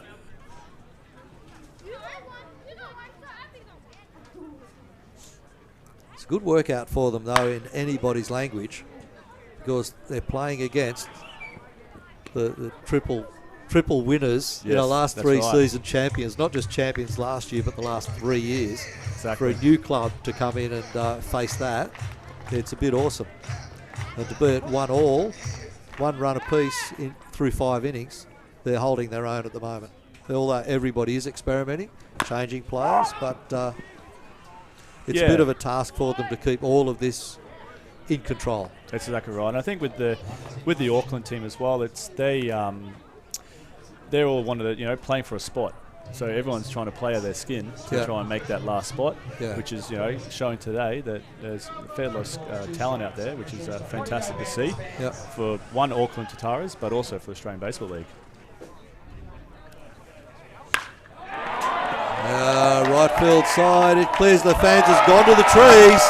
And there it is now. Logan Wade just lifts that one clear, drives in 2 runs plus his own. 3 runs for the Current Co. Brisbane Bandits, bottom of the 5th innings. Logan Wade lets that bat go and drives one about probably 10 yards inside the foul pole on the right field side.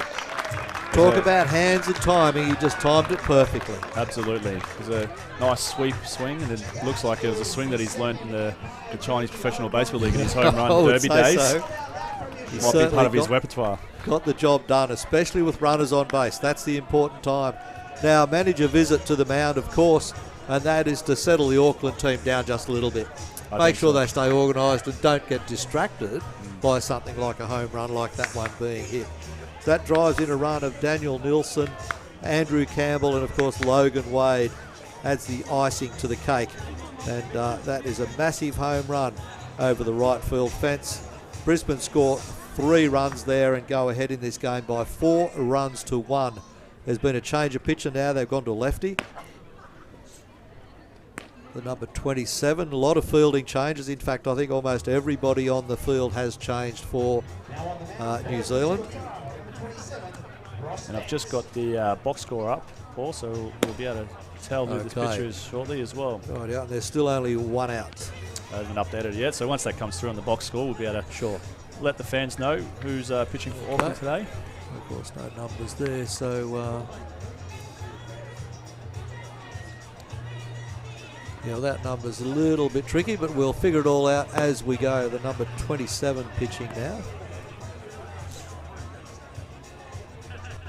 I think a wise move by the Auckland management not to leave the young guy out there.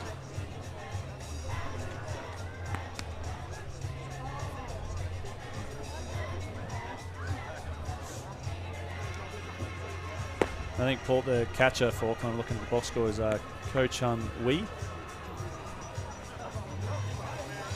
Okay.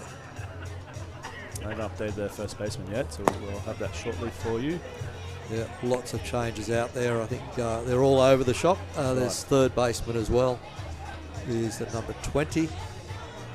And, we just have to figure out when they come up to bat. We'll be able to figure those guys out. In fact, the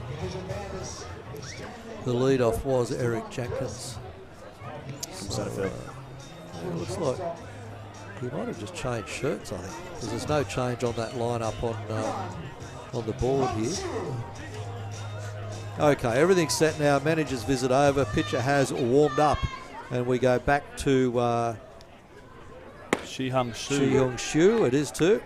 Steps back up again. The number 51. And again, very solid here. Struck out in his first appearance. Ground ball to second, and he gets an opportunity. His third plate appearance. So I believe Shi Hung Soo is an up-and-coming All-Star. They definitely think that this guy's got a good career ahead of him. Really? Okay. Went through with that one. Attempted to hit the ball. Is the umpire's decision on there? And from the likes of out at City Hall yesterday, he was definitely a fan favourite. Was he really? Okay. There are a lot of Taiwanese fans out there wanting a photo with him. Excellent. Excellent. That one misses him. Just missed his leg out of the way by the look of that. Had a look at the umpire. Didn't ask for anything though. Just said, that was close. So the lefty comes in hard again. Side arm, sidewinder on that one. Just trying to find location. See what he can do here with Shu. Crowd settles down again. And we get ready for this next pitch with a full count pitch, is it? Yes, and he does draw the walk. So Chi Hung Shu goes to first base on a walk as well. So with a change of pitcher mid-innings, typically they maybe are not warmed up enough. That's right. Is what I tend to find as they come in middle of the game. They have their normal warm-up routine. They haven't been in the bullpen long enough. Haven't gone through the full routine because it's short notice call-up. We go to TJ Bennett, right fielder for the Curran Cove Brisbane Bandits as he steps up. Lefty facing a left-handed pitcher. Probably a good decision from management from the Auckland Tuatara. It's great to have TJ back into the franchise this year. He's definitely a fan favourite, but he's a team favourite as well. He's one of those team guys in the dugout. Loves to have a good laugh. Keeps everybody going. That's right. And Daniel, of course, Daniel Armand is with me in commentary here, the commercial and marketing manager. And as we move towards the real action starting next week, round 1, yep. ABL 2018-19, the setup that you've got on game day, you know, with all the other sponsorships and partnerships and everything that we've got for the Brisbane Bandits, the game day activities, and you mentioned that Goa are here tonight and all this sort of thing, that's a really big task for you in your role on game day as well for a whole series, isn't it? Yeah, that's right. It's to make sure those people are engaged. It's one thing getting them on board, but TJ's put one out to centre field. He's retired. Popped it up. So there he goes, TJ Bennett out on a fly ball. But you're right, Paul. It's definitely it's fantastic. We've got all this support on board from all our sponsors, but it is a big task to manage them and to give them the love. But we've got a great team behind us. I guess it's not just myself. We've got a fair lot of people involved, which is great, from the events management side to our corporate side. We've got Ryan Pataglia at the plate. And Pataglia is there, all right, designated hitter. We've talked about him tonight and his background here with the Bandits and what he's been able to do over the years. Absolutely sensational. Yep, homegrown. I think he started with the Bandits when he was 18 years old. So he's been with us since 2010 when we first came in, yep. which most of the boys are, the Logan Wades and the Suppies. Correct, yeah. That's good to see that. All of that consistency and solidarity of the squad, as I call them, it keeps the club strong. That's right, and that's really our backbone. So Battaglia leaving that one alone. I think we like to strive on that as well. You can get as many players from overseas to come play for us, but if you don't have your homegrown talent, you're not. Well, that's the spine, isn't it? That's exactly the spine. Right. Then you've got to have the muscles all around it, and you bring in those little bits to tweak it. Which I think, as you said earlier about New Zealand having a fair few Kiwis on their team, looks like they're trying to shape up their team. They're very similar as well to start off their campaign for the Australian Baseball League and their life. I guess. Solid core, as they call it in the gym. Absolutely. I don't have one. I used to. If it's anything like the All Blacks, it's once they get that team culture going, they're going to be a force to go working with. That's for sure. Checked on that one, Battaglia. Ball down low. Yeah, well, that would be a bit of a concern if they got the same sort of support as the All Blacks, wouldn't it? It's massive. They're massively strong. Well, speaking to Ryan Flynn, the CEO of Auckland Tuataras, and I said to him, "Are they going to do the haka today?" And he goes, "Not yet. We haven't taught all the international players yet." Yeah. They may do it though when we go over there for their first home series. It's pretty heavy on facial expression, the haka, whichever one they choose to do. Absolutely. And Battaglia goes down on strike. So 3 out now, and that's the bottom of the 5th inning completed. And Curran Cove Bandits put 7 batters through the plate that time, scored 3 runs to take their total to 4. So after 5 completed innings here from a One Hub Stadium powered by Optus, the score is Curran Cove Bandits 4 runs, Auckland Tuatara 1. It's always been you. It's always been us.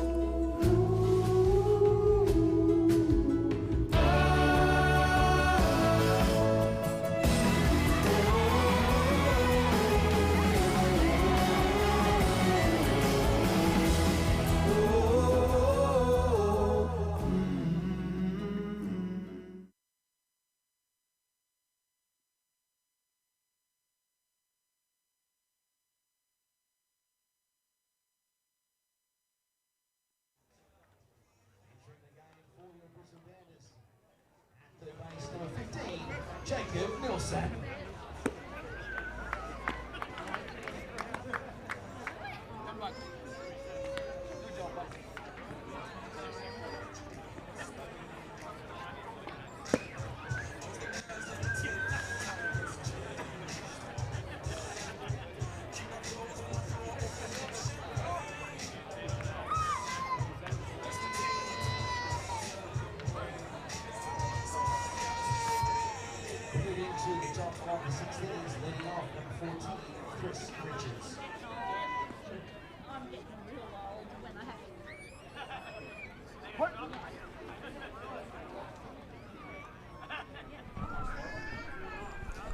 And welcome back to One Hub Stadium, powered by Optus, where Brisbane Bandits and Auckland Tuatara have opened this game up just a little bit. Tuatara 1 run and the Bandits 4 runs. They've opened the can here. And Ryan Searle on the mound still for the Bandits, having a good workout here. His 4th inning of work. And he came in the top of the 3rd. So 3, 4, 5, and now we're at the top of the 6th inning. And Ryan Searle out there obviously giving his arm a good workout here in this China Airlines pre-season series. Of course, this game started at 6 p.m. here in Brisbane. And tomorrow night, Saturday night, you can tune in again or come to the ground if you're local. Another 6 p.m. first pitch here on Saturday night. And if you can't make that one, be here on Sunday for a 2 p.m. first pitch at One Hub Stadium, powered by Optus. 2 p.m. first pitch on Sunday for game number 3 in this series. Auckland acquitting themselves quite well here in game number 1 and setting a few benchmarks for themselves throughout the season. And the management also rotating players through the defensive lineup in the field. And they've used 4 pitchers so far as well through this game. Yeah, so, and it's basically like a spring training game like in the U.S. It gives the guys opportunity to roll it over. Get their legs loose, see a few innings. Obviously, Shirley's going a little bit deeper, and this makes me think that maybe David has plans on maybe put him into a starting role. So that'll yet to be seen when he starts to actually put the rotation in place. But also even an opportunity. I think there's a young home plate umpire change out as well. So I think the gentleman's come in from New Zealand to get a few innings as well. So everyone's getting a chance to acclimate to the league, and it's great to see that they are able to get the young umpires coming from New Zealand as well. Yeah, absolutely. Great weekend to do it. We've got perfect conditions here. You know, this is number 14. He's replaced Max Brown, who was number 11. And we'll see if we can find these guys. He was... Max Brown was 4th in the order, the batting lineup. And we'll see if we can pick up those changes on the computer for you. But he does lead off here and gets bat to ball, drives it to Logan Wade at shortstop though, and it's a 6-3 regulation out. Nice hop up there into the glove of Logan Wade, and that 6-3 brings up the first out, ground ball to shortstop. 1 up or 1 down for Tuatara here in the top of the 6th inning. And that will bring to the plate, who was Zach Clark, but it's not now, it's the number 13. We'll bring you these guys as soon as we can get their names. It's Tate, young Tate, Sage Shaw Tate. Sage Shaw Tate. Sage Shaw Tate. Okay, Sage Shaw Tate. So he's a local from... Whole Valley, New Zealand, so I don't have any age or anything, so it looks like another young player coming out of New Zealand, which opportunity. Yeah, absolutely. I got a chance. Did the rounds and got the chance to catch up with Ryan Flynn, the CEO of Tuatara, and just said, the last 3 arms that they had are all local kids, 17, 18, 19-year-olds. Right. So it's a great opportunity to see the local kids with an opportunity to play. And then what a better way to start. You're playing the 3-time national champions, Brisbane Bandits, and so you get to at least say, okay, well, what does the apex look like, and really get to test yourself early. Yeah, exactly. They can measure that, and then they've got something to work for. Correct. They're obviously putting building blocks in place to be contenders in time to come. Well, that's it, and that's the thing. And look, every team wants to come in. They don't just want to compete. They want to win.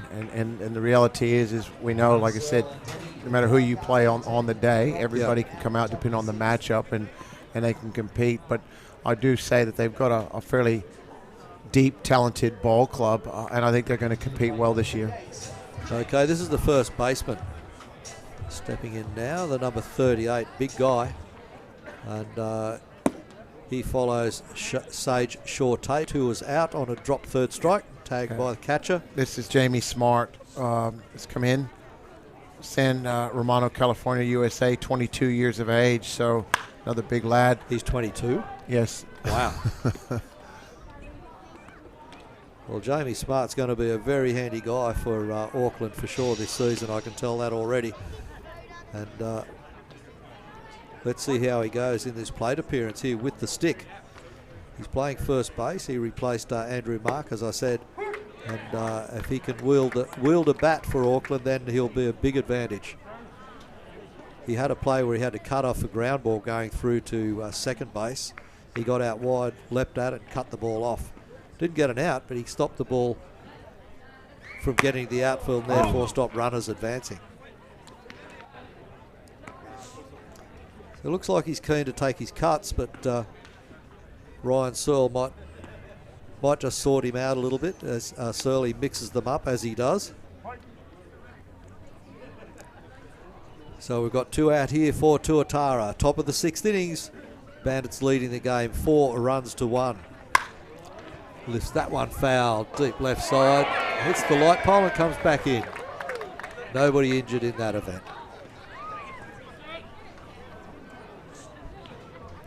Hit dead centre on the light pole, came straight back down. There's half a dozen people sitting in those seats just at the back of the bullpen. So a good crowd tonight. Got early scanning data for first preseason, close to 400 tonight. So good turnout. Balls hit well down the right field line. Looked like he should leg that out for 2. He'll get to 2 easily and standing up. Let's hope he doesn't head around the corner. No, he doesn't. He stays safely at 2. But he drove that ball after fouling one off to the left side. He's pulled that one to deep right field side, and just a couple of bounces into the right field fence, chased down by TJ Bennett. But good hitting there from the big guy, Jamie Smart. Well done, a stand-up double to position 9. Double to 9, that's good hitting. All he needs in front of him during the rest of the season is runners on base. Yeah, that's it. And that's the thing. Like I said, I think these guys are acclimating to each other. A lot of new faces. I know I spoke to Mincy about that, this afternoon when they rocked up. And right now it's just a juggling act to see how these guys are going to perform. And then it'll give him a better indication on how he sets up his lineup and obviously his rotation day in and day out. David's advantage is he's got a lot of returning players. There's only maybe 4 or 5 new faces. So for him, it's just about getting these guys to transition within his core.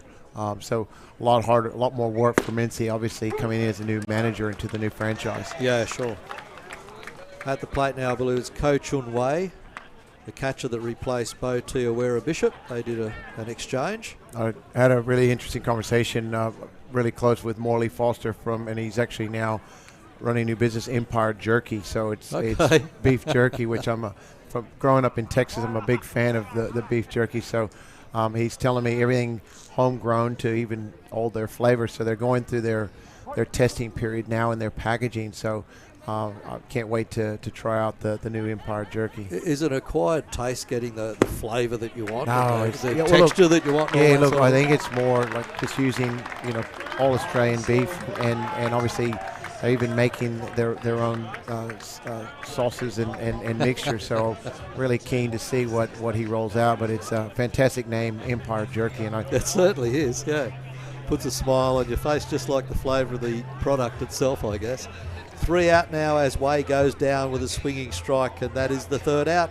Halfway through the 6th innings, it's the Bandits 4 leading Auckland 1 run.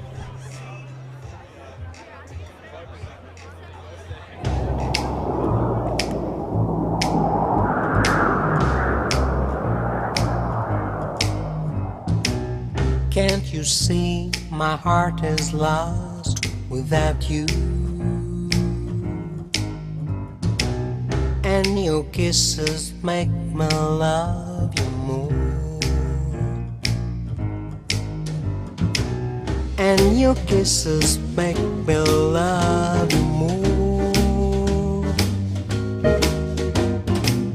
Can't you hear the sound of love and desire? Kiss me, baby, touch me. Kiss me, baby, love me.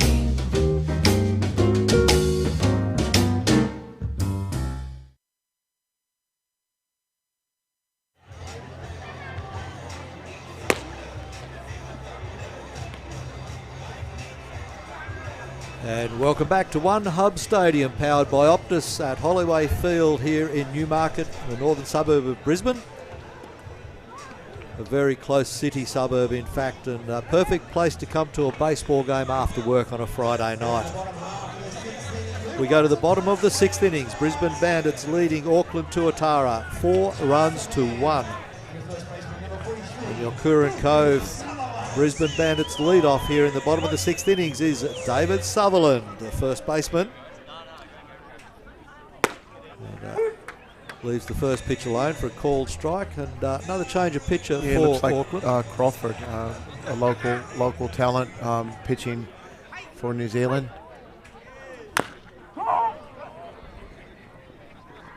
So Crawford's there. Is that Nathan, his Crawford? brother of Nathan? Tristan. I was going to say Tristan. It's not him. No, Nathan. So number 30 on his back there, and they're rolling through some pitching staff, which is good for them again. Another positive. Nathan Crawford up there, and he's been a good worker over the years. Yeah, he's been around a little bit with the Bandits. He's got some time with Canberra, and obviously now here he is with Team New Zealand. So great to see him out there and competing in the ABL. Finding a place. Ooh. And that's hurt. Umpire down. Black Hawk down. They're wearing the black uniform tonight.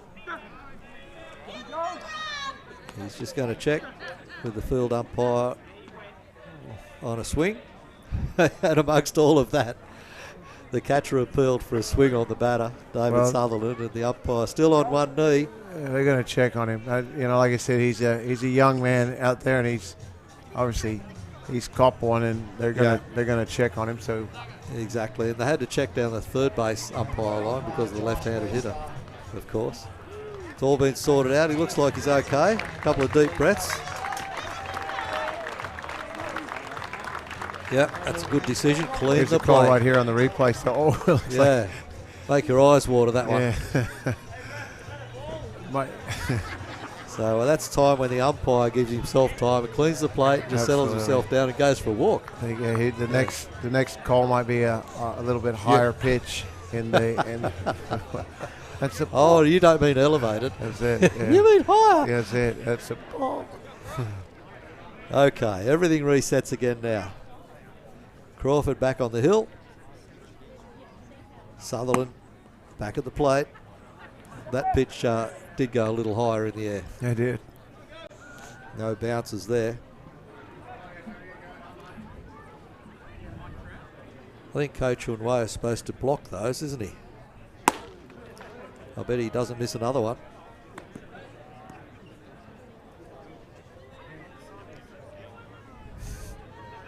So Sutherland steps in there again now. A real nimble little catcher, this guy, isn't he, Ko Chun Wei? Oh no, he's changed as well. It's not there anymore. That's number 7. Different player again. Different catcher.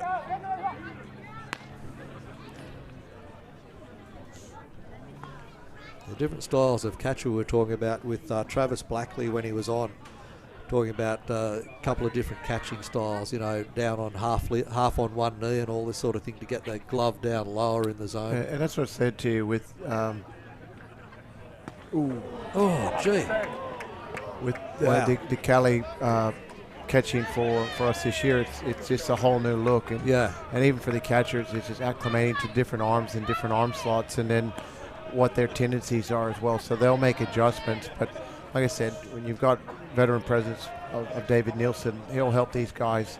And obviously you got Jimmy Bennett, who's been with the ball club now for a number of years and had a lot of success working with our pitching staff. But there's no doubt that they'll get everybody on the same page come opening day. So Sutherland walks to first base. Bandits with first occupied, and coming to the plate, Mitch Ellis. Mitch Ellis, the second baseman this evening in this China Airlines pre-season series over the weekend. And Nathan Crawford, as Paul mentioned earlier, on the mound for Auckland Tuatara. And behind the scenes, Paul, as well, we've had scorers making inquiries about how various things work in the ABL at the ABL level. And so everybody working really hard for the Tuatara to build their strength in their team to make sure they get it right. It is. It's all a very steep learning curve, and every other franchise there, they've had a number of years to fine-tune their organizations, and it's the on-field component is one, and then you've got what happens behind the scenes operationally, from ticket sales to merchandise to your bar and food and beverage as well, memberships, corporate servicing, sound, technical. Then you've got the streaming component. So there's a lot of moving parts within an organization. So, and you still got to build your leadership within that to make it efficient. So right down to music and ground announcing. So simple as that. Even when do we play the anthem, and when do we come off, and so it'd still be in the learning curve, but no doubt you've got good leadership group coming out of New Zealand, and these guys will make some quick adjustments. It's good for the ABL, and by the way, if you need tickets for the regular season, as that ball gets fouled off deep down the left side by a long way by Mitch Ellis, go to the ABL website. Go to the ABL, click on your favourite club, the games that you want, the grounds you want. You can buy season tickets, you can buy game tickets. Yeah, look, it's going to be interesting. I've watched around through social media, and every franchise this year has been extremely proactive. And you look at the new ownership model. You've got the Bond family out of WA. They've invested in the Heat, the Perth Heat, and I think they'll put once again another competitive product on the field. Adelaide Bite with the Adelaide Crows buying into that franchise. I think that's fantastic for their organization. When you look at the membership base of just the Crows alone, they're capped, and they'll help potentially transition new fans into that organization. And in Sydney Blue Sox with Adam Dobb, I think he's really going to try to continue to build a competitive franchise. Can they turn the double? No, they cannot. It's 4-6 out on the lead runner, David Sutherland up there, 4-6. Brings up the first out here, and Mitch Ellis safely at first base on the fielder's choice. So, but just going around the league, Aces I think will put a very, very good competitive team led by John Deeble. And I know, speaking of Justin Huber out of Victoria, I think they're going to put a really good product on the field, a very competitive product on the field as well. I think the balance in the league will be strong. The unknown entities obviously are New Zealand and Geelong. Yeah, of course. And I think Geelong really is what talent are they going to bring out of Korea? And that's Dae-Sung Koo, the field manager. Correct. Team manager. So there's a man with just magic reputation. So we've got Daniel Nilsson. It's Daniel Kaya at the plate now. Daniel Kaya is at the plate. And I think we've got Mitch Ellis at first base. Daniel Nilsson must be out. I didn't see that one. We were busy talking and not watching. There is another out. Obviously, there's only one runner left out there. In fact, I just picked that up. I wonder, it's not Daniel Nilsson at first. No, that's Mitch Ellis. No, it's not. That's a runner out there. I believe that is Dan. It's Dan at Dan first. Nilsson? At first base. Okay. He's heading back now. When he stops moving, it's a 2. When he's moving, it's an 8. It's a 2.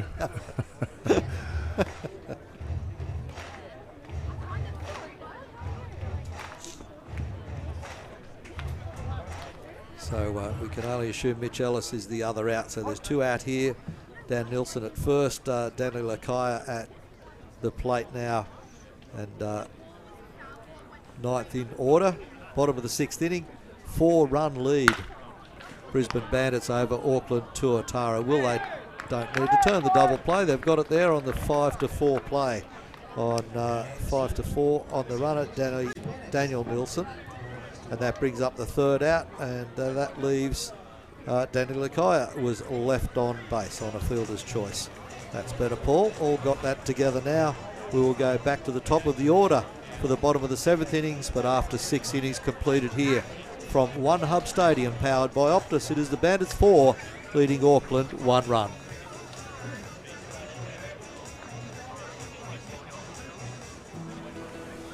Careful, out there, champ.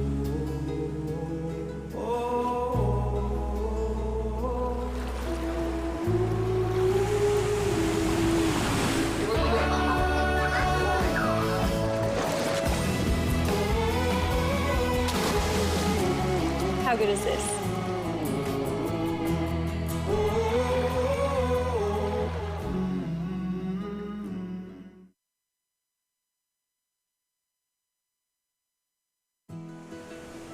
Careful, out there, champ.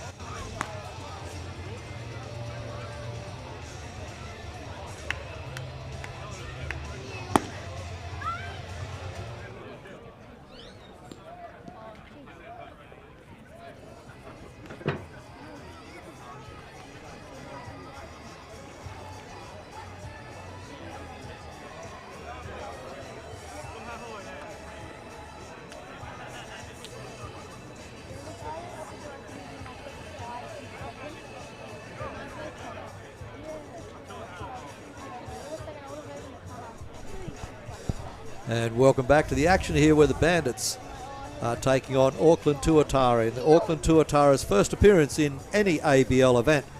And this event is the China Airlines pre-season. And Bandits and Auckland putting on a good display of baseball here tonight in absolutely magnificent conditions for game number 1. And we're at the top of the 7th inning. Change on the mound for the Bandits. Matt Timms takes over pitching responsibilities from Ryan Searle. And Tim's a daunting figure for batters stepping in. And another very experienced Bandit. And he gets this batter swinging here, and it's Sai Ihisan, the shortstop for Auckland. I think he's just about the only player that hasn't been changed out so far in the defensive lineup for the Tuatara. Yeah, I look at Timsy comes in, like you said, you're talking about veteran presence, and one thing you get with him is consistency. He's probably a mid to high 80s guy off the mound with a fastball, but really the big pitch is that split finger fastball that he throws. It's even when you know it's coming, it's one of the toughest pitches in the league to hit, and he's been fantastic in that setup role to get to your number 9 guy, or you're certainly at least at one stage, so it'll be interesting to see how David works him into the mix this year. Absolutely. Ground ball, hard hit ball down the third base side, and that is Jacob Nilsson, first play of the game, gets it across to Dave Sutherland at first to bring up the first out on the lead off here in the top of the 7th inning, and that is the 5-3 ground ball. Well fielded there by Nilsson from third base. Hard hit ball down the line. He's right in position, good lateral movement, couple of steps. That gave Nilsson time to get back to the bag and certainly get that out. No worries whatsoever. So 1 up, 1 down for Auckland Tuatara here in the top of the 7th inning. That brings us to the number 9 batter in the order. It is Gian Zhu.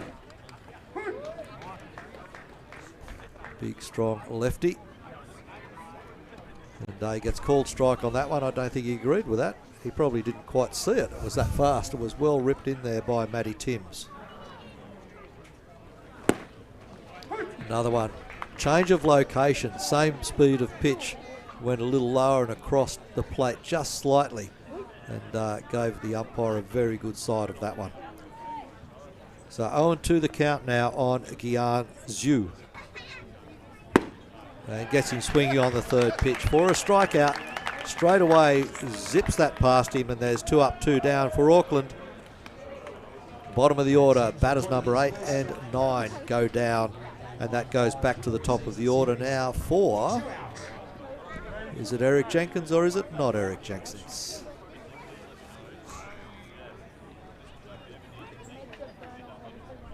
If not, I thought it was a swap from Jenkins. Thought he led off with jersey number 5 on. It's actually Sean Dunston Jr. So Sean, okay. His father is Sean Dunston from the Chicago Cubs, the shortstop with the Cubbies. Okay, Sean Dunston Jr. at the plate now, number 4. So I think he's just rotated with Eric Jenkins throughout the game. Yeah, he did. So Sean Dunston Jr. is actually his dad played for the Cubs for a long time, shortstop with Ryan Sandberg and back in the day. So good pedigree here. Okay. Do you know who Sean Dunston is? I was just You're going to just say. thinking. I'm too young for that. No, you're not. Sean Dunston, he was probably even my era when I was still competing. He was at the apex of the game, probably one of the strongest throwing shortstop arms in all of Major League Baseball.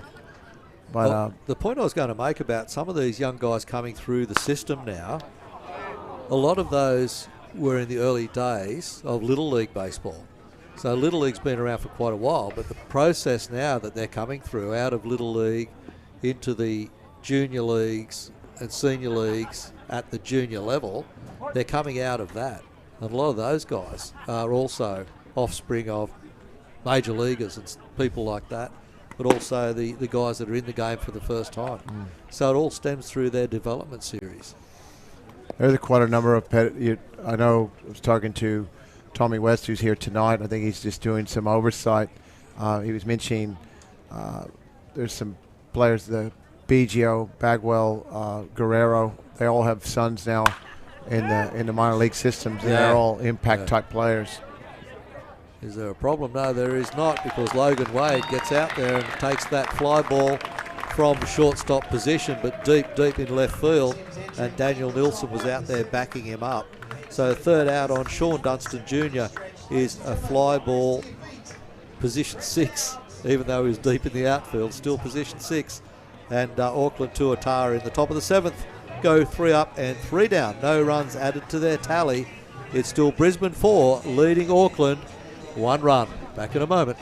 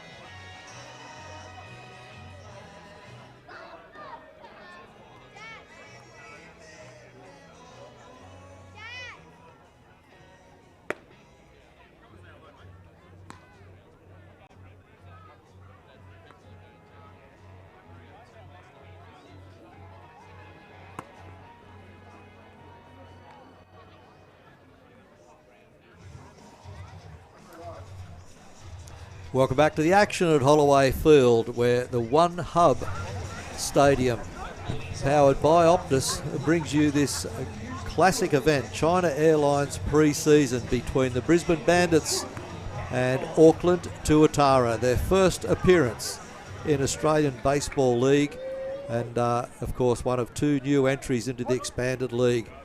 And Tuatara putting on a good show here tonight, giving all of their players in the roster a bit of rotation through the game, and they've got another change of pitcher up there as well.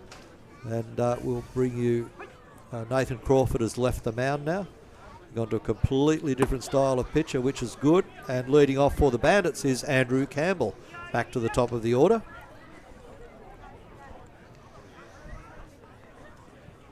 Bandits scoring 3 runs in the bottom of the 5th innings. Their first run, a massive home run over right field by David Sutherland in the bottom of the 2nd inning. It's about what I expected tonight. Guys are getting their first at-bats in a preseason, seeing new arms, and works out really well. Like I said, to have a soft launch like this, it tests everybody, players, coaches, personnel as well. But for me, I think for Team New Zealand and the New Zealand side, it's fantastic because, like I said, it's the unknown. Yeah. Bandits have been here a number of years, and this is their home, and they love playing here and have a fantastic record. But really, for Tuatara, opportunity to really kind of show that they belong and they can compete at this level. Yeah, so it's just settling, getting organised for next week. The big week is next week, round 1. Pop up there will go foul. Deep, way past Tuatara bullpen.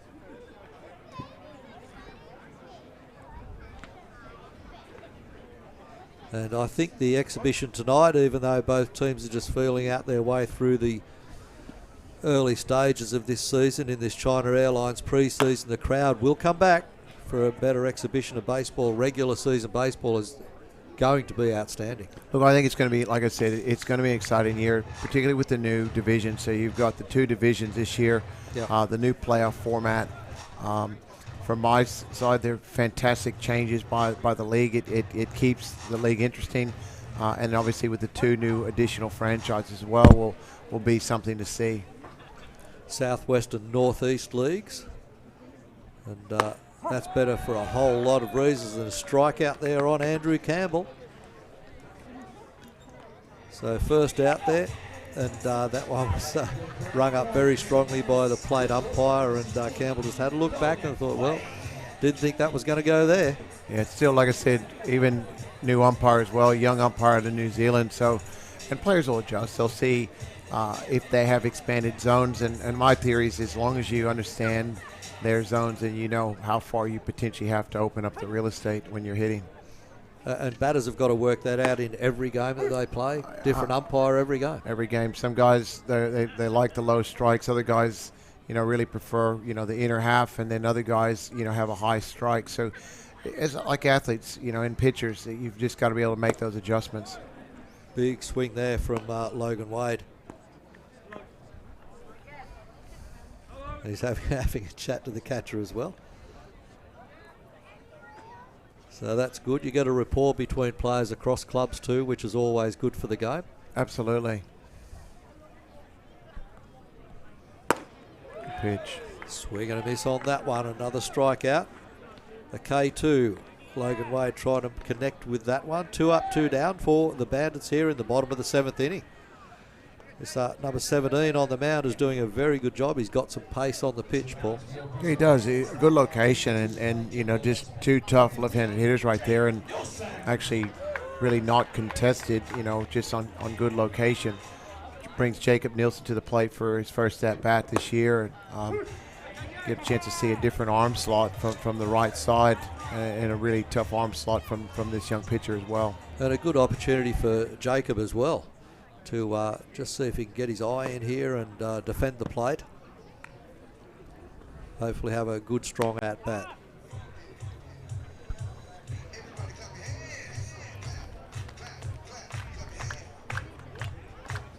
So interesting with the improvements made here to the whole facility, Paul, it's bound to keep crowds coming back in again, I think, as well. Oh, we got it again. Look, it will, and I think that's the thing. He's copping a hammering, this umpire, isn't he? he? He is.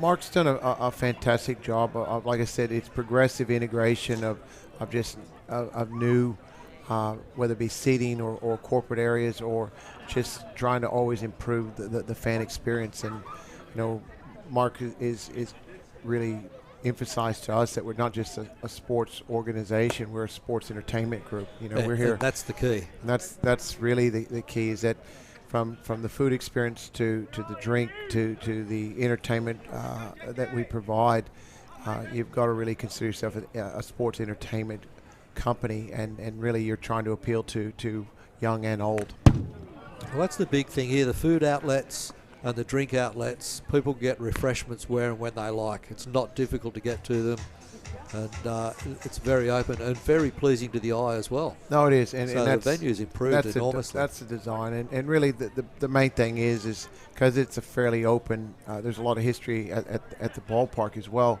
A lot of traditional people know their way around, and it's just trying to channel all that energy down to Vivian Street and where the main entrance is, and we're starting to see more people parking on that side and taking a lot of pressure off local residents as well. Yeah. Oh, he gets back the ball, come back into the pitcher, hit his glove and came out of his glove, retrieves the situation and gets it straight across to his first baseman there, Jamie Smart, and they do get the third out there. Wow, that was a magic play that went straight into the pitcher's glove as it came back hard at him, but it stopped it. He didn't catch it, he knocked it down, but the recovery was even more important because he was very quick on his feet and got that ball across to Jamie Smart to get the all-important third out. So after 7 innings completed here from One Hub Stadium, powered by Optus, the score is Brisbane Bandits 4 runs, Auckland Tuatara remain on 1.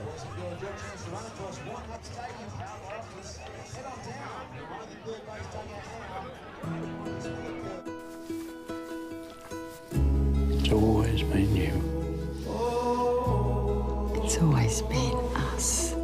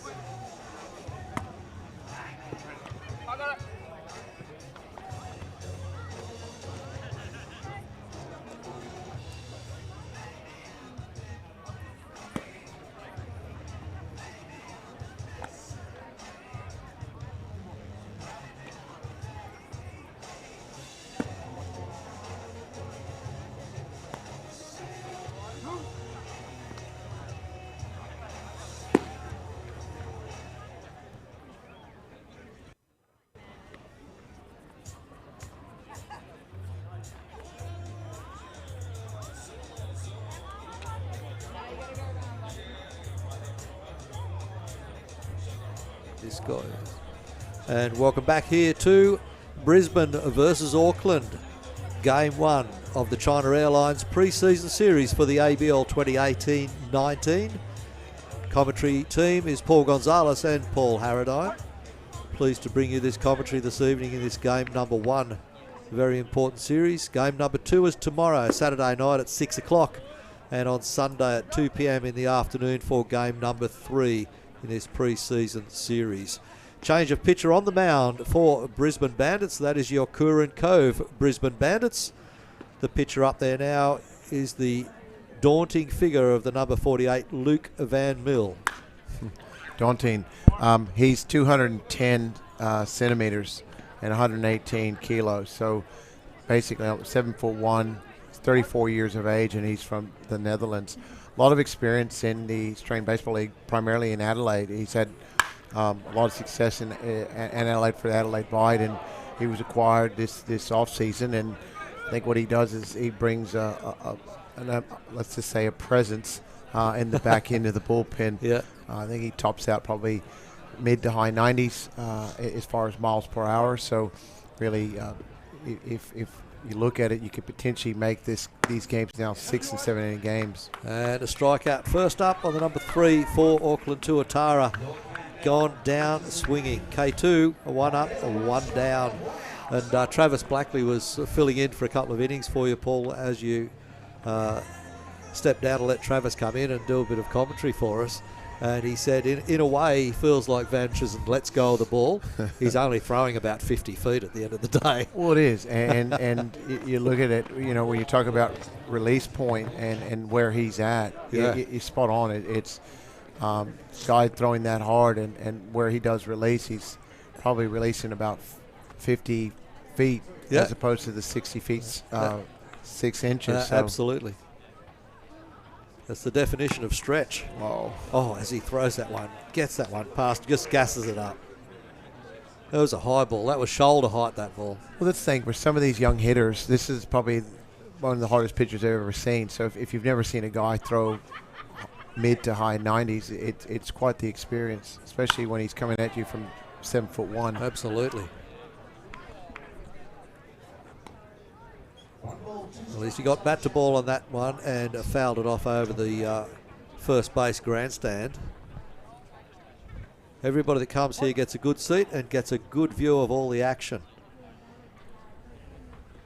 So make sure you get onto the websites, Brisbane Bandits website, ABL website, book your tickets, season tickets, series tickets, game tickets.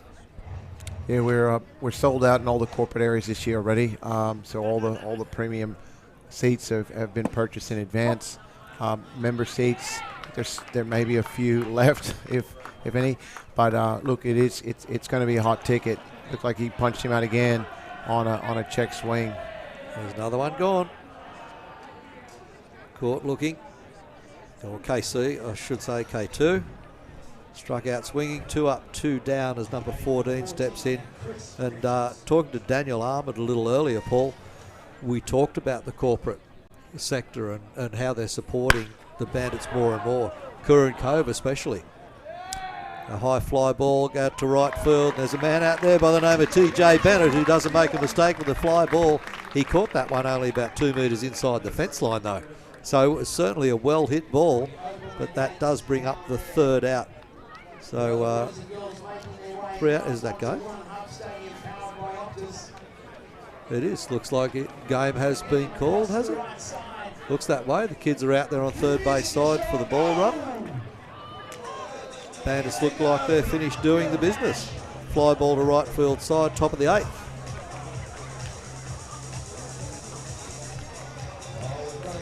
That's interesting. Auckland are not out there.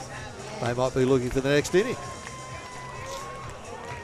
Yep, well, this is confusing. Look, it appears, because it is a preseason game. No, there's no time. It maybe they've only made provisions for 8 innings, which is okay. As we said, China Airlines preseason arrangements can be made, and other activities to be participated in. I would say it gives the guys time to wrap it up and get ready again for tomorrow as well, I suppose. Yeah, look, it's like I don't think we got the memo. So looks like Mincy's going out there now, just double checking, make sure he hasn't missed an inning. Well, the umpire's gone. Too late now. The umpires have left the scene. So managers are having a bit of a chat. He may be asking to go one more inning because he's probably saying he might want to have another arm, roll it over. He's got some other guys to put into the game. Could well be. Interesting. So we wait in abeyance. we'll actually come back in a moment. And in the meantime, we will sort out what's going on here. It looks like it's all over here, though, from a One Hub Stadium powered by Optus. We'll be back shortly. Look forward to seeing you back here 6 p.m. first pitch tomorrow night. The Brisbane Bandits will move into game 2 of the pre-season. In the meantime, boys and girls, make your way down to right field. Grab the autographs of your favourite Bandits.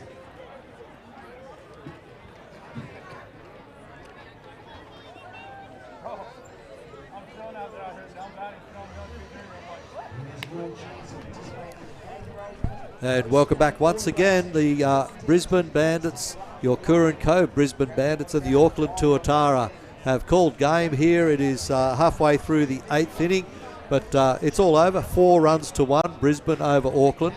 And it was a good contest, and obviously there was an agreement somewhere between the management and the umpires that the game would be done, and everybody's had enough for tonight. There's another 2 games in the series. Yeah, so look, they'll get plenty of work. Yeah, that's it. And like I said, I think both sides gave them an opportunity to test each other tonight. Beautiful weather. Once again, acknowledge the grounds crew and all the staff for all the preparations, and want to thank all the fans that came out tonight. I think we close to 400 people tonight, so we had a very good turnout. So same thing tomorrow.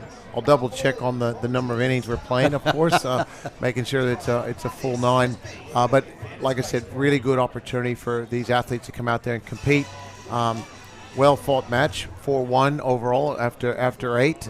So really got to say I'm very impressed with the New Zealand franchise in Game 1. I think they're quite strong, and they've got some talented players in there. Once they get all of that together in the next week or so, and they face up for round number 1 next week, it's going to be a really good contest. There's going to be a very strong season of ABL. There's no two ways about that at all. And we've just had a good night. We've dusted the cobwebs off right across the whole organisation, if you might say. And that includes everybody in ground announcing out there. The ground announcers, Koshi's out there doing some work. The music, the whole thing, the whole ground setup. Everything seems to have worked very, very well, Paul. And Hailstorm Productions and the video and the sound organisation here, the camera people, has been fantastic as well. And little bits of fine-tuning across the park. The field, as you said, has been outstanding. And even now they're closing off the infield so it can be worked on in readiness for tomorrow. All in all, a great event here for game number 1 of the China Airlines pre-season, where your Curran Cove Brisbane Bandits have been victorious over the Auckland Tuatara by 4 runs to 1. And all played on One Hub Stadium, powered by Optus. In the meantime, it's a bye from your commentary team. I'm Paul Harradine and Paul Gonzalez saying good night for now, and tune in again tomorrow for a 6 o'clock first pitch. Have a good night. Thank you.